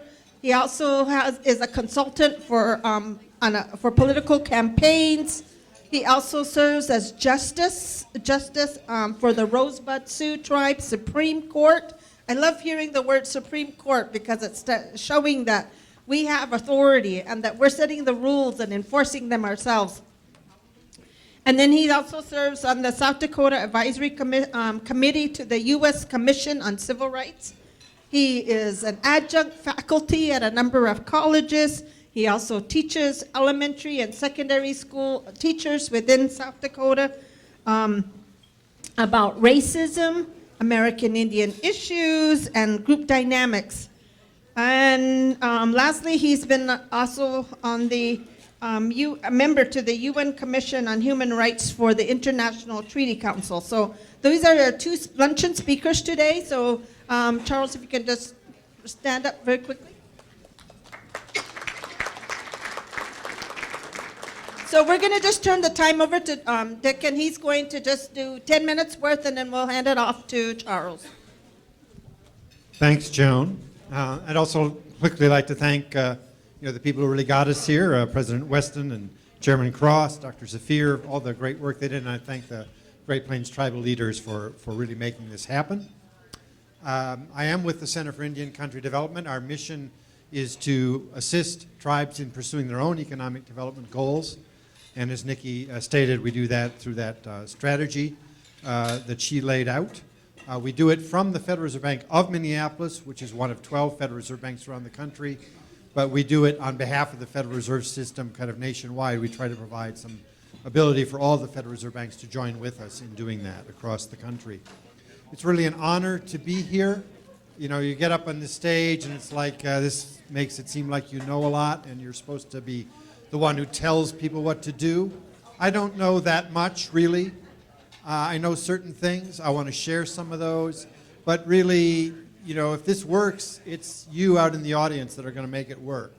I just did a little interview with the local TV stations. They asked me, is this new? Is this different? Is this working? I said, well, yeah, it's kind of new. It's a new idea to get together like this. You asked me if it's working. Well, this is day one. I don't know if it's working. I hope it's working. I think we're off to a good start. But it's really up to you to find out and to tell me at the end of this whether this is working. They asked me if you're going to do it again. I said, it's too early to know if we're doing it again. But I hope we are. I hope it's working. And I hope by the end of this, we want to do it again because it's working. But I have to go back to another conference in Minneapolis tomorrow. We're working with the Minnesota tribes on their early childhood development programs. I'll be back there, but I'll be eager to hear from everyone as to how this comes out and whether we do want to do it again. For now, I'm going to try to get through some remarks quickly. I've probably already blown too many of my minutes here. So I'll get back to talking about economic development. And let me say, I'm going to use some notes to help me try to stay on time, mainly. So I think the Great Plains tribal communities and other Great Plains rural communities really face a lot of challenges in common, such as remoteness, dry, arid lands, and things like that. But the tribal communities, as we know, face additional challenges. We've been talking about some of that, related to their status as Native nations and dealing with the traumatic effects of historical Euro-American expansion. For me, taking an economist view of this, I'm going to focus on three tribal economic development areas that I think are important, some of which we've talked about already. I'm going to stress again governance. I'm also going to highlight some land issues and some things to do with bringing up the children, as President Steele mentioned. I have no simple solutions for all this, but I think it's important that we recognize these are important issues and that dealing with them, it's important to deal with them in ways that are pro-growth, but also pro-Indian. So I should note quickly that what I say today are my own views and not necessarily those of the Federal Reserve Bank of Minneapolis or the Federal Reserve System. I do need to say that. So we discussed governance extensively this morning. Government institutions that the community respects as fair, predictable, but also accountable and efficient are a foundation for all of economic development. Miriam really hit that, Joan hit that, I can't stress it enough. My research is documenting the extent to which tribal and reservation economies lag behind in private sector business development, and other research has shown that private employers and their funders are sensitive to the quality of a jurisdiction's laws, courts, and overall public administration. So good governance and being seen as a good place to do business are fundamental to accessing capital and growing your economies. As leaders, you do have the authority to establish sound business laws and regulations, to require trained and responsive tribal administration, and to ensure access to independent, impartial court systems. That not only strengthens tribal sovereignty, but also promotes growth. It's a pro-growth, pro-Indian route to prosperity. There's lots of good examples. We've seen many of them every year from the Harvard Project, and I encourage you to look at those and see the best practices that you can find across the country. That's one of the reasons we're here, to share best practices. The Fed in Minneapolis has long supported good tribal governance. We were very involved in the promotion of effective tribal secured transactions laws. In keeping with Chairman Fraser's message this morning, we tried to promote private sector entrepreneurship on reservations by helping organize the Indian business alliances in Montana, South Dakota, North Dakota, and elsewhere. And through the Center for Indian Country Development, we look forward to further work in support of Indian business development and entrepreneurship as an adjunct to good governance in the Great Plains and beyond. I should note, and I think Charlie will really hit this, that the responsibility for good governance does not fall just on tribal governments. The federal agencies that serve Indian country also need to better coordinate their work and programs to provide better, faster service, to facilitate investment, to reduce the cost of Indian country development. I talked to Daryl Hernandez back there from out here about his work on housing, and we talked a lot about the needs for better responsiveness from some of the processes you need through the federal government to get housing in place. Tribes can press the federal government to meet these responsibilities and work with and they can also work with the agencies to expedite the flow of dollars and services. I've seen a recent example of that talking to people at the Saginaw Chippewa tribe in Michigan. They have worked in parallel with the BIA to identify the tribe's land holdings and then streamline the process for recording leasehold titles there on trust land. It's not only spurred housing development on trust land there, but as a byproduct, it's led to better use of the trust land for business development as well. So that's an example of working with the agencies to make things happen. And picking up a little bit on what Miriam said, you know, the funding of government services is a critical and really challenging component of good governance in Indian country. You know, tribes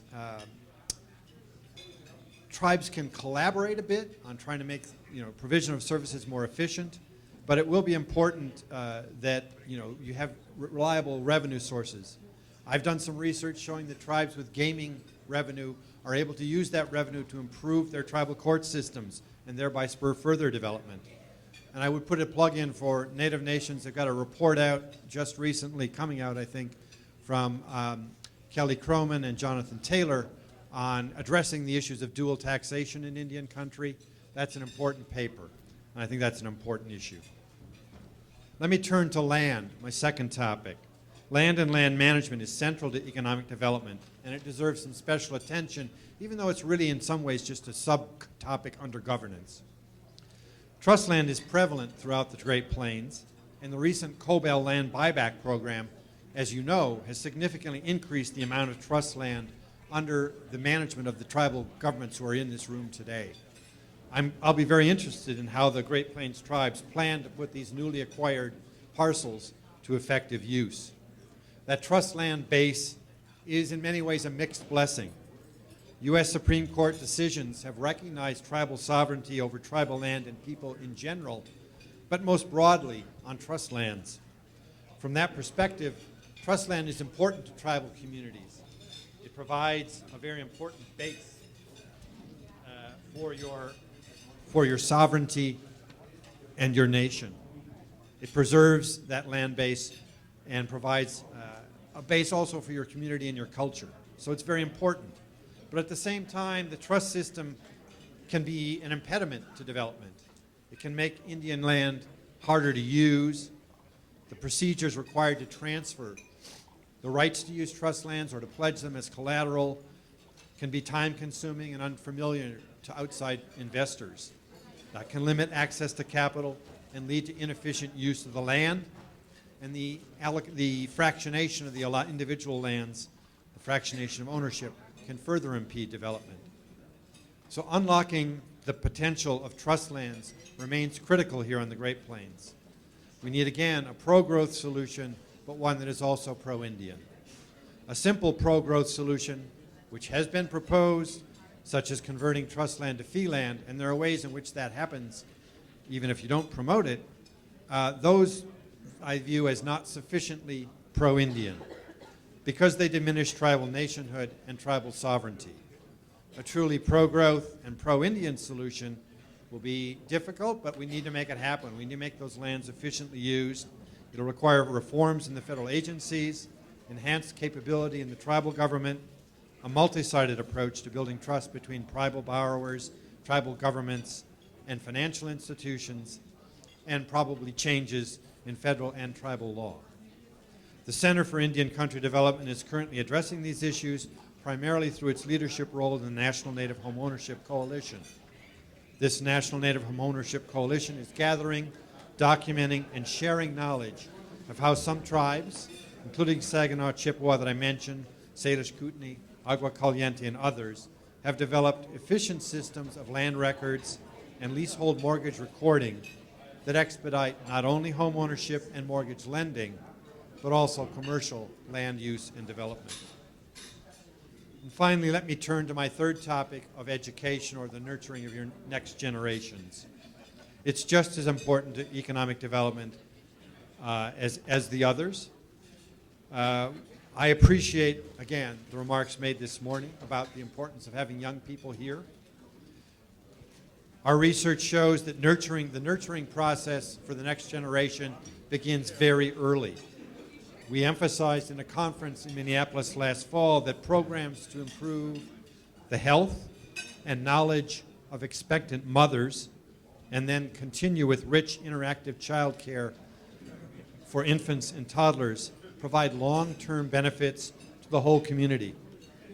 They help mitigate the intergenerational transmission of historical trauma, and they preserve cultural traditions, including, where desired, the traditional language. We have examples of good childhood programs, early childhood programs, right here and across the Great Plains and in Minnesota, but we need more. And we know that despite them, as the Minnesota data especially show, that American Indian kindergartners are still showing up behind almost all other racial groups in school readiness in Minnesota. Unfortunately, so far, things do not improve that much after kindergarten. Our K through 12 systems do not close the gaps. Compared to their white peers, typical American Indian and Alaska Native students attain far lower 4th and 8th grade reading and math scores, are about 17 percentage points less likely to graduate from high school, and significantly less likely to attend and graduate college. The research I've been involved with and others shows that this puts American Indians on a path to lower employment, lower status jobs, and lower income. It may also reduce the skill level of the workforce available to tribal communities and the governments they have, impeding growth in that way as well. Again, I don't have an automatic solution for closing these education gaps, but I do see pieces of a pro-growth, pro-Indian solution in the best practices that help some Indian country children arrive at kindergarten truly ready to learn, including those programs that can involve cultural and language components. To overcome the negative historical legacy in which schools were used to repress Native cultures and identity, culturally supportive and academically effective approaches are urgently needed in the K-12 and post-secondary systems as well. To that end, the Center in Minneapolis will hold a second conference on education this fall, this time focused on tribal community perspectives on the higher education system. We look forward to assisting in this way and other ways in the development of strong, confident, and capable tribal members in the years ahead, and to working with tribal leaders on the Great Plains and elsewhere to build fair, predictable, efficient governments, efficient land management systems, and healthy and prosperous tribal economies. Thank you.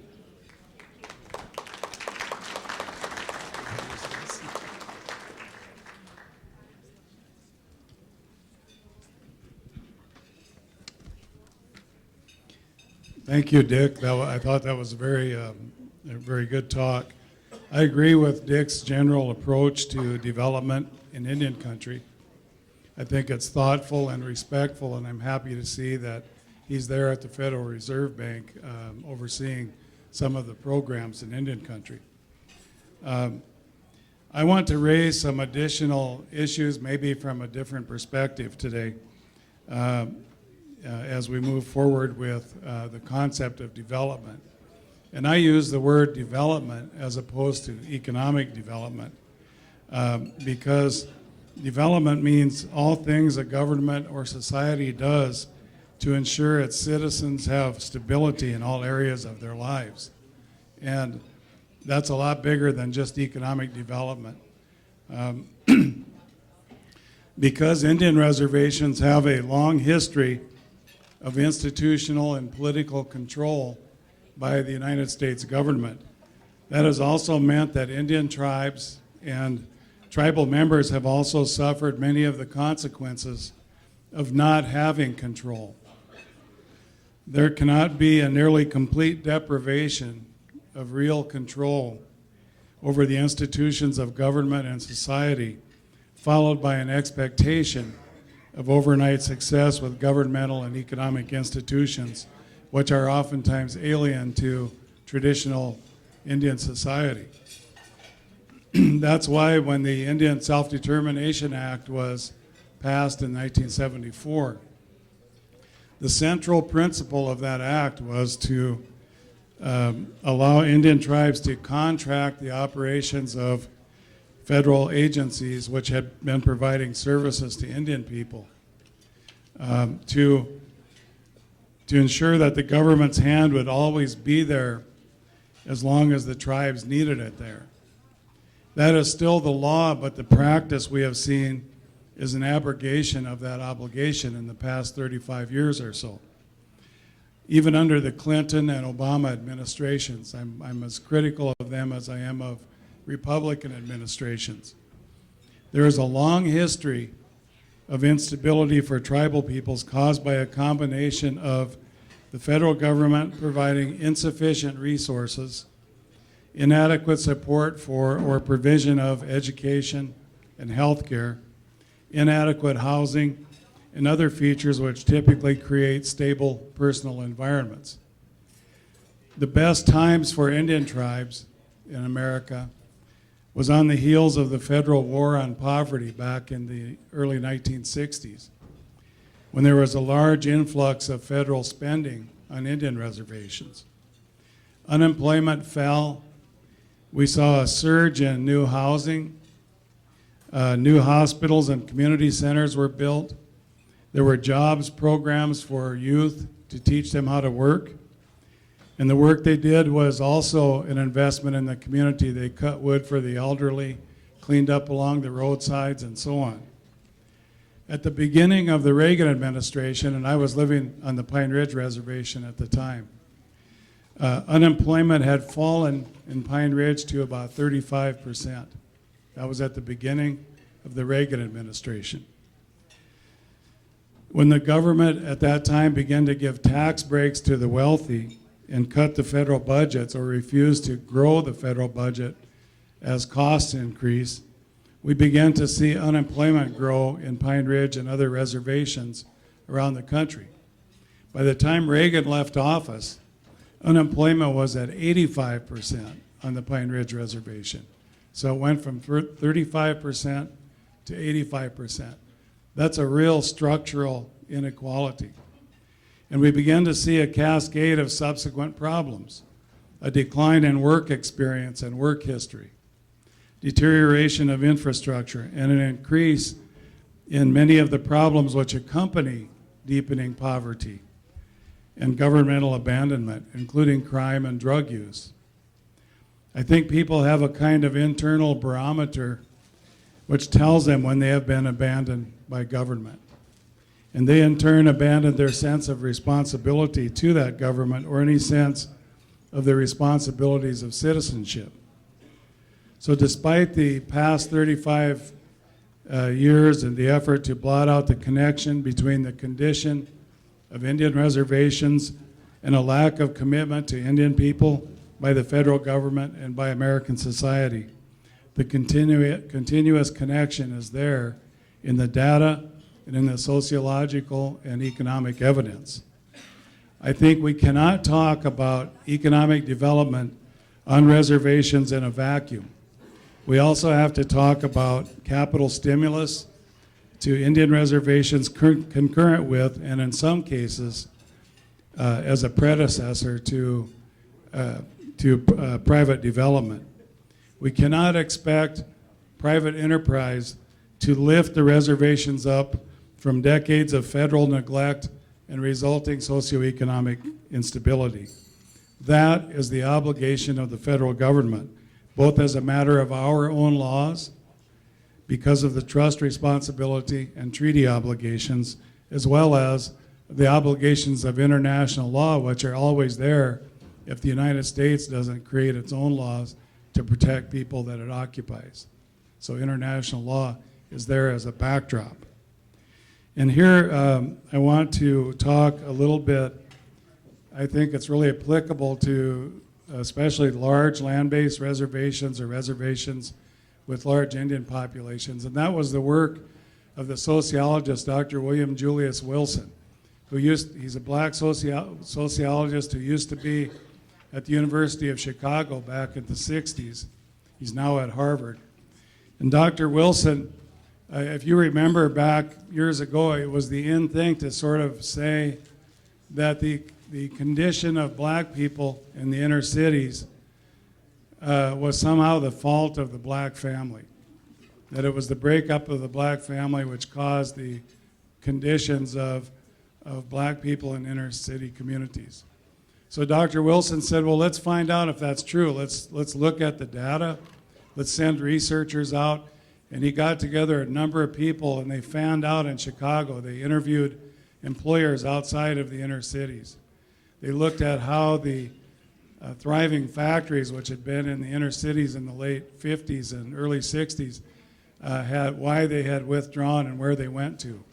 And what he found was that, first of all, there had been good paying jobs for black families in the inner cities. There were factories and so on. But in the late 50s, these factories and these good jobs started to leave because companies found out they could make more money sending their factories over to the third world where they could pay people less, have them make more without unions or anything like that.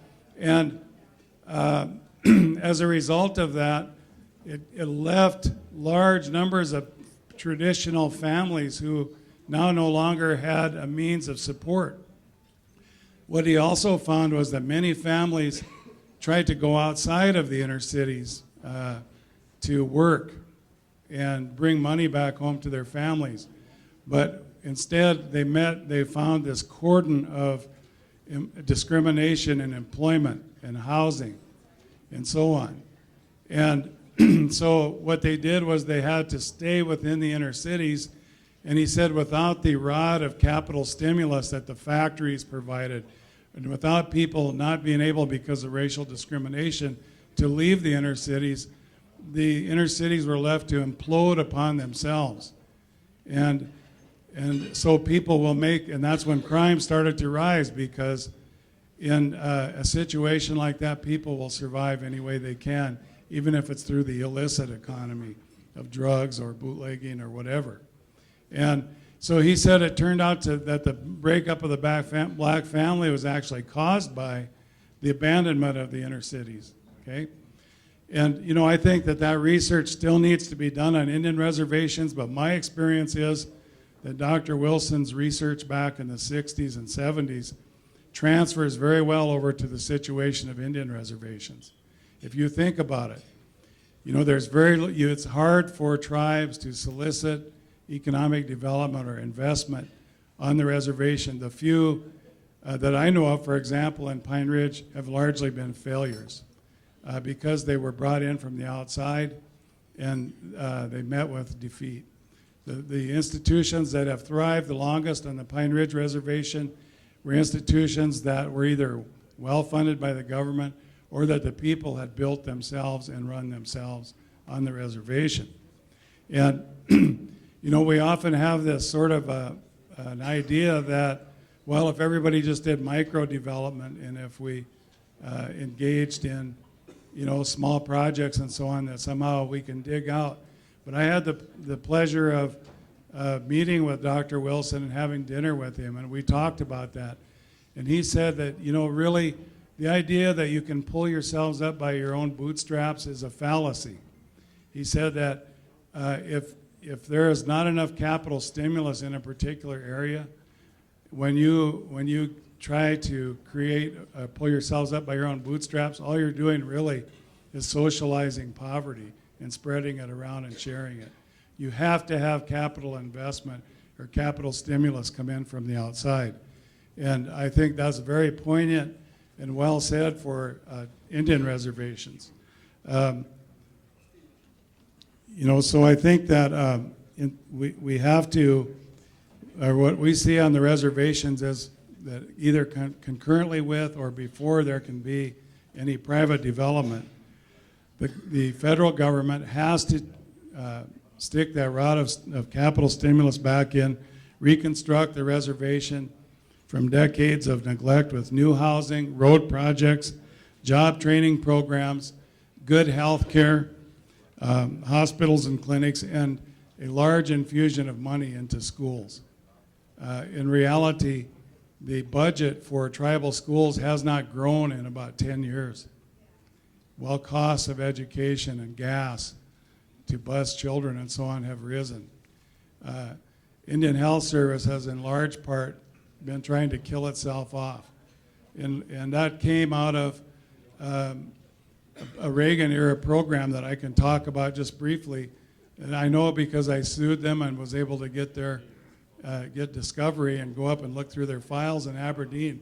And at the time when the Reagan administration had innovated the idea of contract care and said we're going to just send people to local non-Indian hospitals and clinics. In reality, they had done their own study here in the Aberdeen area, or what was then called the Aberdeen area, and shown that it was cheaper to keep open inpatient facilities on Indian reservations because of two things: the buying power of the federal government when they buy medicines and supplies and buildings and so on, and secondly, because they can pay doctors a far lower amount of money to work there. And even despite that evidence, they contracted care, sent people by air ambulance and so on, and we started to see these local service units run out of money in the middle of the year because they couldn't provide the care. And so those are the kind of things that we need an honest assessment and commitment by the government to come back to the reservations and invest in Indian people, and because they're the only ones that can do it. Private enterprise cannot lift Indian people by themselves. It has to be done first and foremost by the federal government, and it's their legal obligation as well as their human rights obligation. So I will stop there, but we'll be answering questions. Thank you.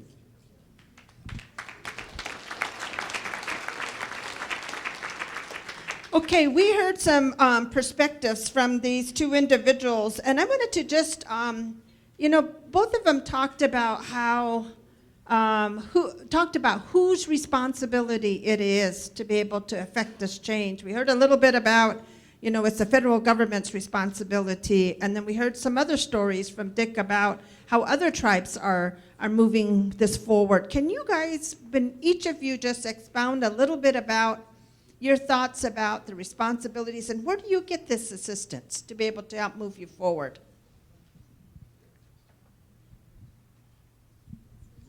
Sure. From my perspective, it's a two-way street. I mean, I think I did mention, the federal government does have its responsibilities. I'm certainly not trying to undercut that. The federal government has its trust and treaty responsibilities.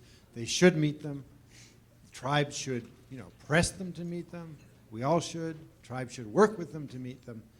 But, it's a relationship, I think. It's like a lot of relationships. Both parties, if you will, have their roles. The outside non-tribal governments, led by the federal government, have their role. the tribal governments and the tribal communities have their role, and we need both. It's not, I'm not trying to suggest that the tribal governments, by having good governance, having good land management, having good laws, having, stressing education, can do this on their own without the federal government meeting its responsibilities. That's critical also. It's both.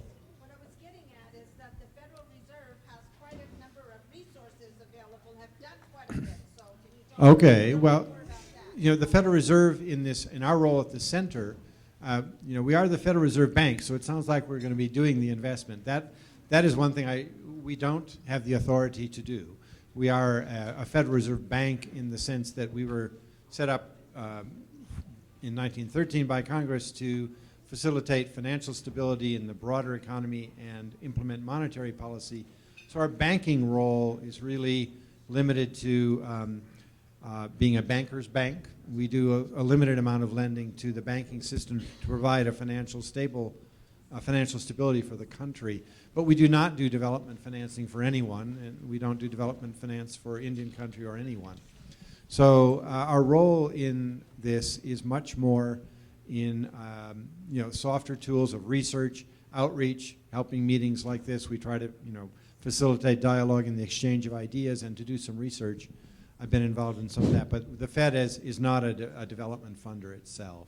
And to get to some of the resources that you've been doing, because they've actually done quite a bit of work in the area of uniform commercial code development. That's true. Where do you get these resources? Our history, especially at the Minneapolis Federal Reserve Bank, does go back a number of decades. We were involved early on with the Fair Housing and Community Reinvestment Act legislation. We got involved in the 1990s, especially when some of the banks in our district runs from the Upper Peninsula of Michigan out to Montana. Some of the Montana banks in particular had some issues with the regulators in terms of how they were treating borrowers in Indian country. We got very involved in the follow-up to that, with housing initially. By the 2000s, Sue Woodrow in particular at our Helena branch got very involved in developing model tribal secured transactions codes. We're still involved there. There's a new updated model tribal secured transactions code that's just been released.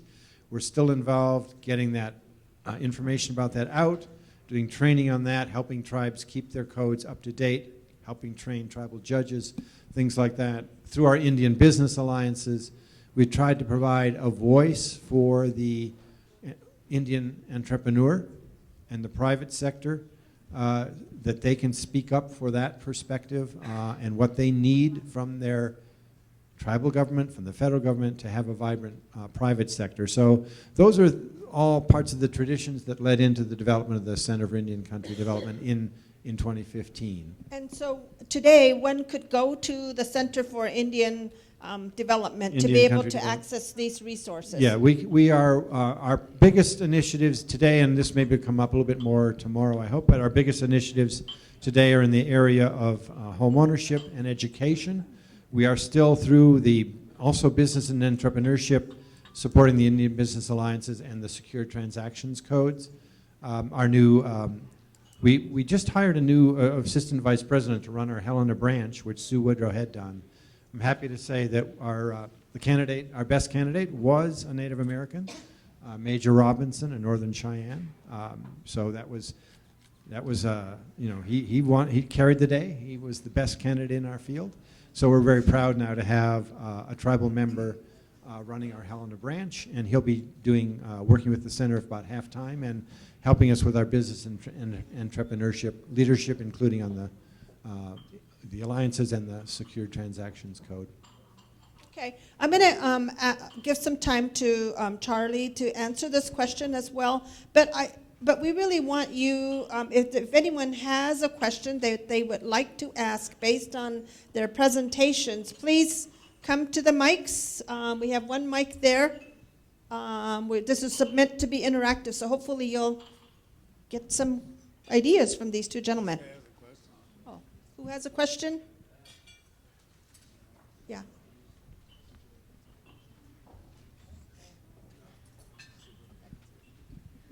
Hello. My name is Rodney Larson. I used to be the clinical director at the Rapid City Indian Health Service, and I have a question about business insurance. I and my twin brother are thinking or hoping or working toward starting a business on the Turtle Mountain Indian Reservation. We're looking to open a durable medical goods supply business on the reservation.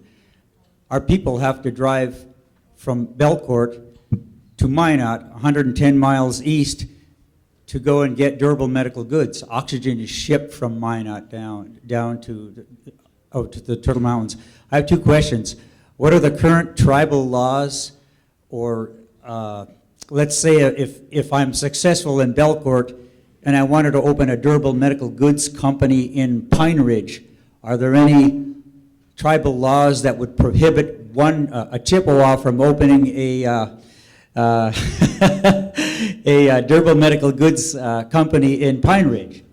My second question is about business insurance. What's the current climate of business insurance? Are private insurers willing to provide business insurance for a building built on the reservation, or are there resources through federal or non-federal foundations to get a reasonable business rate insurance, reasonable rate of business insurance? Can you any?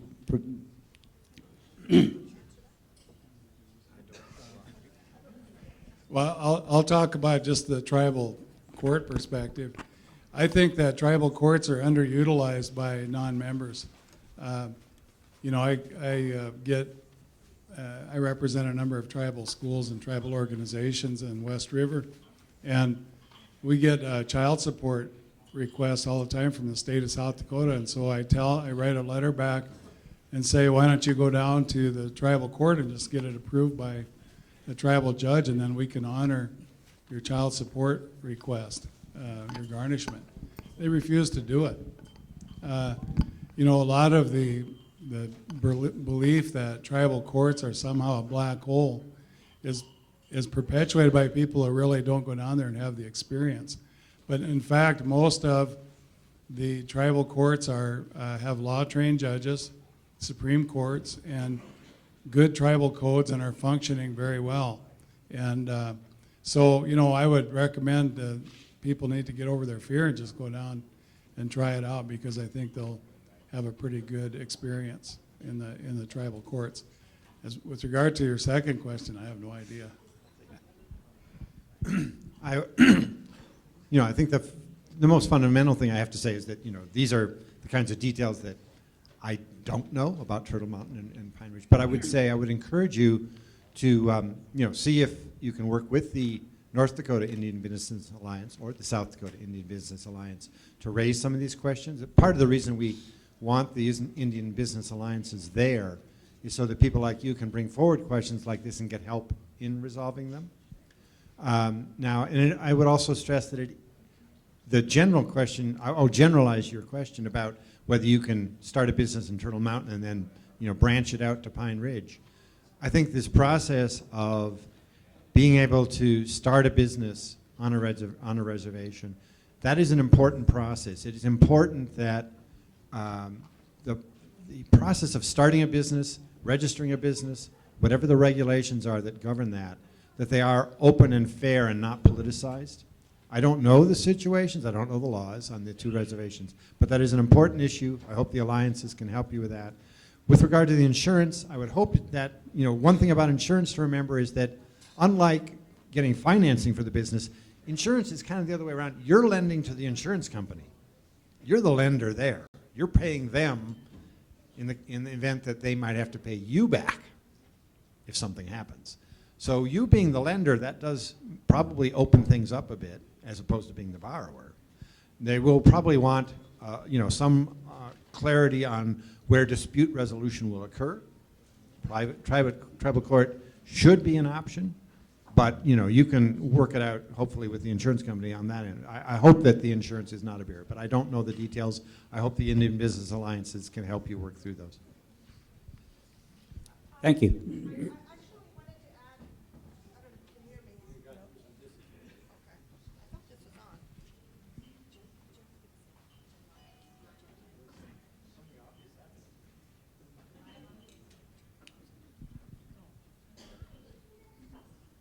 we just wanted to take a quick break out and acknowledge our relatives in the room that joined us.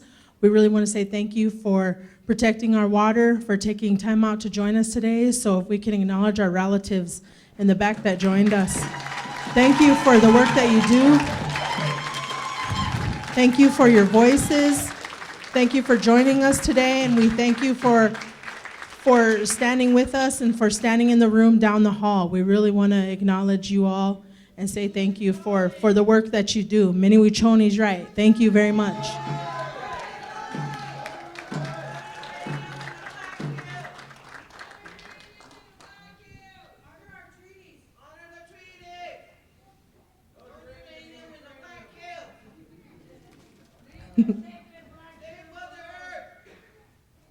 Thank you guys. Thank you guys for joining us. We have a lot of tribal leaders in the room, some folks in the room. So we just wanted to acknowledge you all and again thank our relatives for coming today and being with us and for the work that you're doing down the hall. So I don't want to take away from the speakers up here, but I just wanted to acknowledge all of you in the back too. So thank you guys.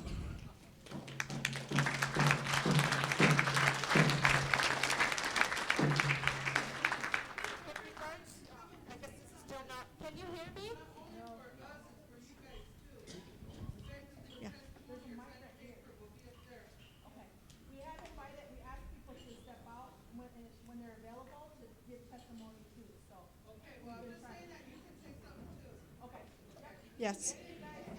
Thank you. I did want to, in response to the gentleman's question, I want each of you to think about what laws currently exist for registering companies on your reservation to do business. Everywhere across the United States, we are all required to register our business, the kind of business, the kinds of products that we're going to be selling, the services we're going to be providing. And sometimes if a tribe has a business code or a corporation code, then you need to do the research there and find out, is it a requirement to register as a foreign company? So those are things that can be done. And we have a resource in the room. Oh, God, her name just went right through my head. But she's from Oglala Sioux. She's a rebuilder. And she's been doing the work on the code of on the Uniform Commercial Code. I can't. Courtney, Courtney over there, raise your hand. So she has been working with a number of other tribes who've actually developed a Uniform Commercial Code. And so this is a way for us to acknowledge about what's going on. We can set the parameters of the kinds of businesses that we want and don't want within our lands. And this is really about us controlling and us exercising those sovereign rights about what's going to happen on our lands. And so, I couldn't remember your name that when you asked the question. She's actually is from Oglala Sioux, so she would be a perfect one if you're thinking about that. But look at the laws that are in place. Do we have more questions from the audience of these individuals? Just questions. Thank you. Come on up. And then just state your name and where you're from. Good afternoon. I'm Monica Turkelson, and currently I'm working with the World Wildlife Fund. But the question is twofold, I guess. One is, as Pine Ridge, Oglala Sioux Tribe, we do have our own Uniform Commercial Code. We recently had investors not recognize that because of our instability in the court system. So my question, I guess, refers to the Indian Self-Determination Act as well. Our court is funded through that, so underfunded. Our Attorney General office is so underfunded because of that. So it goes back to, how do tribes really strengthen the Indian self-determination? It's been watered down so much that it's so underfunded that it just creates so much more havoc that our investors don't even want to invest, even though we have a UCC code. So how do we go about strengthening that? How do we go about gaining more federal access dollars? Yeah, I'll try to answer that. Excuse me. you know, I feel that, again, what I said earlier, there has to be an investment by the federal government. And of course, as we know, that's got to happen with taxes. Have to sort of fund that. And, you know, our country can afford it. You know, they can afford to carry out their obligations to create good working institutions. And in the end, it helps the whole country to have good, viable institutions on reservations. But, you know, at the present time, I always talk about the elephant in the room. 40 families in America have more wealth than the bottom half of the United States. 40 families have more wealth than the bottom half of the United States. They can afford to pay some money back in taxes in order to ramp up the bottom half of the country and get it working again and getting it to where people can spend money again and so on. Dick can't say that, but I can, and I will. And I will say that I fundamentally agree that you know, the funding for tribal courts is really important. It's an area where I think you know, pressing to really clarify the federal trust responsibility and see that it's met is critical. I mentioned some research I've been involved in that shows that tribes with, you know, gaming are able to use their gaming revenue to improve their tribal courts. Obviously, that's nice, but it's, you know, I'm not saying that's the way it should be. I think the federal trust responsibility is there, I think, to support good tribal courts. To the extent that tribes have their own revenue and can build on that, that's great, but it doesn't take away the trust responsibilities. So I think this is a very critical issue, and I just, you know, I'll defer to Charlie on the political side, but I want to underscore that you're right. It's very important that those responsibilities are met and the resources are there. We probably have time Joan? for one more question. Okay. Can I make a comment? In working with the Office of Indian Energy and Economic Development, that is where we got the $30,000 to do our uniform commercial code. And we had to get a solicitor's opinion that because it is a tribal law, the BIA cannot impede on our economic sovereignty. And yes, we do have problems with our tribal courts. I know they are underfunded. So part of our law, we did put in there an arbitration panel. And that's both disagreeing parties will pay for that person. The thing I have been hoping for and suggesting is all of the sister tribes in this state just mirror our law. We went through the hard stuff. We went through the MOU process with the state of South Dakota because we could not afford to build our own filing system. That's over $100,000, and you know we don't get that kind of money for projects. And well, so we made the MOU with the state of South Dakota Secretary of State, and we are on our second agreement, or basically our 9th year. And I wanted the other tribes in the state to do the same thing. We went through that hard part, 6 months of working with an attorney general that just scrutinized every little part of that MOU, but we got it done. We went through the process. And if you look at it, when we're talking about resources, the Great Plains region can be an economic empire. We don't want to disrespect, just like what the people who were here earlier said, protect Mother Earth. We don't want to, you know, desecrate that. But we have the capability of taking advantage of tourism, taking advantage of, you know, I mean, we have so much mystical things about our nation. And if we could take advantage of that, but have the uniform law, have the uniform system, we can practice that economic sovereignty. As the Great Plains region, we just need the other tribes to practice, just do what we did and work together.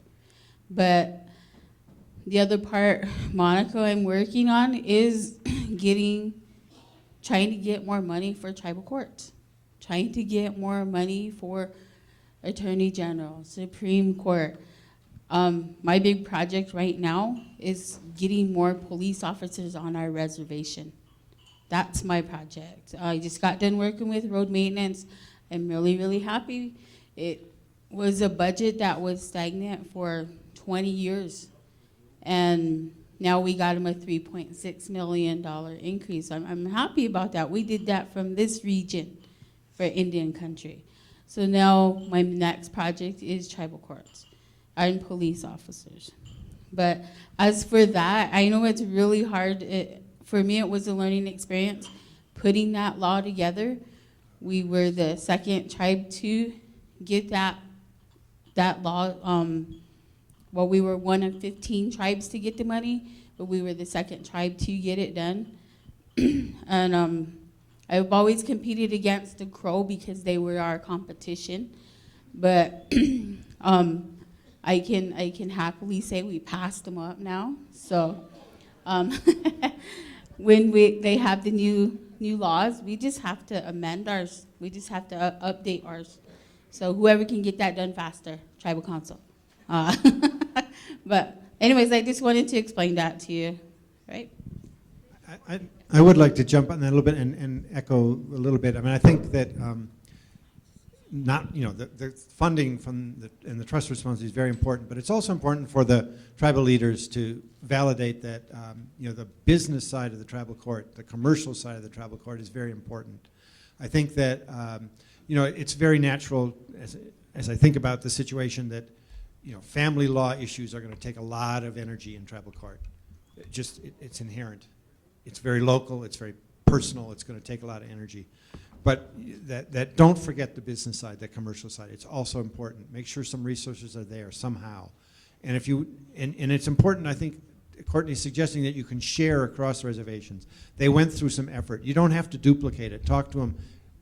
Talk to us at the center. We have an interest in this. If we can make it happen across tribes in a way that economizes on your effort, the filing system, those kinds of things can be shared and learned from, and we can try to work together on that to make it happen. So yeah, it's important not to forget the commercial and business side of the tribal court. Okay, we are unfortunately at the end of our allotted time, but I wanted to see if you each had maybe 30 seconds or a minute worth of closing remarks that you would like to make. I'll just say again, thank you, and I want to know from you whether this is working, whether we should do it again, what we can do to make it work. This is important from my perspective. I hope it feels important to you. Let us know what we can do. Thanks. And I'll add that too. Thank you for putting this together. Really appreciate the opportunity. All right. I have one last comment to make before we hand the mic over to our MC, and that's a message that each one of them conveyed was the importance of education. And I'm not talking about this necessarily in the case of high school or secondary ed, but I'm talking about our own individual education as adults. One of the things that we run into all of the time is that there's a lot of people who have never been trained or gone to school to be an elected leader, right? A lot of us didn't learn about our own tribal governments. We learned about state government and we learned about federal government, but we did not learn our own governments. And this is something that we're going to have to spend time and energy on, is educating our own citizens about what our government is, what that paper constitution is, or if you still happen to have an oral constitution, at continuing to share that knowledge. And it means educating everybody, not just the elected leaders. It's everybody in the community, because each one of us have a voice and have an interest in making sure that the community is working. And it also means that we got to put our resources towards helping our youth. That's another thing that they mentioned is the youth, because they're gonna have to be making these decisions, and they shouldn't have to start where we started at not knowing. We can do a whole lot more to be able to educate future generations. And with that, I will, if you will give a round of applause to our two speakers, thank you very much.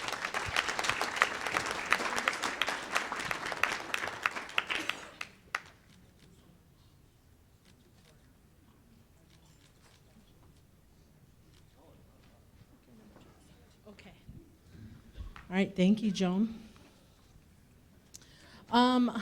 I know earlier we had to break a little for our relatives that joined us. I just want to remind everybody that they are taking testimony in the Rushmore room from 2 to 7 tonight. So we definitely want to, there's a lot of powerful voices in the room that can share some of your perspectives and concerns about some of the proposed uranium mining going on. So now, before we break, I want to remind everybody that we have breakouts in the 2 rooms that are sitting on that flank either side of us. I feel like a flight attendant, you know, the exits. So we have breakouts on both sides. We're going to have 2 rounds of breakouts this afternoon, so if you miss one, you can catch another one. And again, they're around those 4 tracks, and you can find those in your program. And then we're going to ask everybody to come back for the closing plenary around 4:30. Again, if you got a red ticket, those are for door prizes. We'll be pulling for some of those today. And then after plenary, there's going to be a fun reception. We have a tribal member by the name of Sam O'Rourke who's going to come in, do some announcing for us, and make some of that evening reception a little bit more funner, engage folks. And of course, you've seen the exhibitor tables outside. So that's what's on the agenda for this afternoon. 2 rounds of breakouts, come back here for plenary, fun reception outside with Sam O'Rourke, and then afterwards, folks are gonna rush on over and give testimony. Is that correct? Yes, awesome, I love it. Okay, so go to it, breakouts. Breakouts begin at 1:30. Huh? What is where? That's the one. Oh, it's on the agenda. So the governance track with Dr. Miriam Jorgensen is going to be in Sylvan Room 1, which is over there. It's also in the infrastructure track, which is going to talk about the legal infrastructure and specifically about UCC codes, is going to be with Steve Gunn, and that's going to be in Sylvan Room 2, and that's in this room to my right. The financing track is going to include tribal enterprise and business financing. That's going to be in Legion Room 1, and that's over that way. You can see me pointing, that very first one. And then resources, we're going to talk about marketing. So using technology to promote native commerce is going to be in Legion Room 2.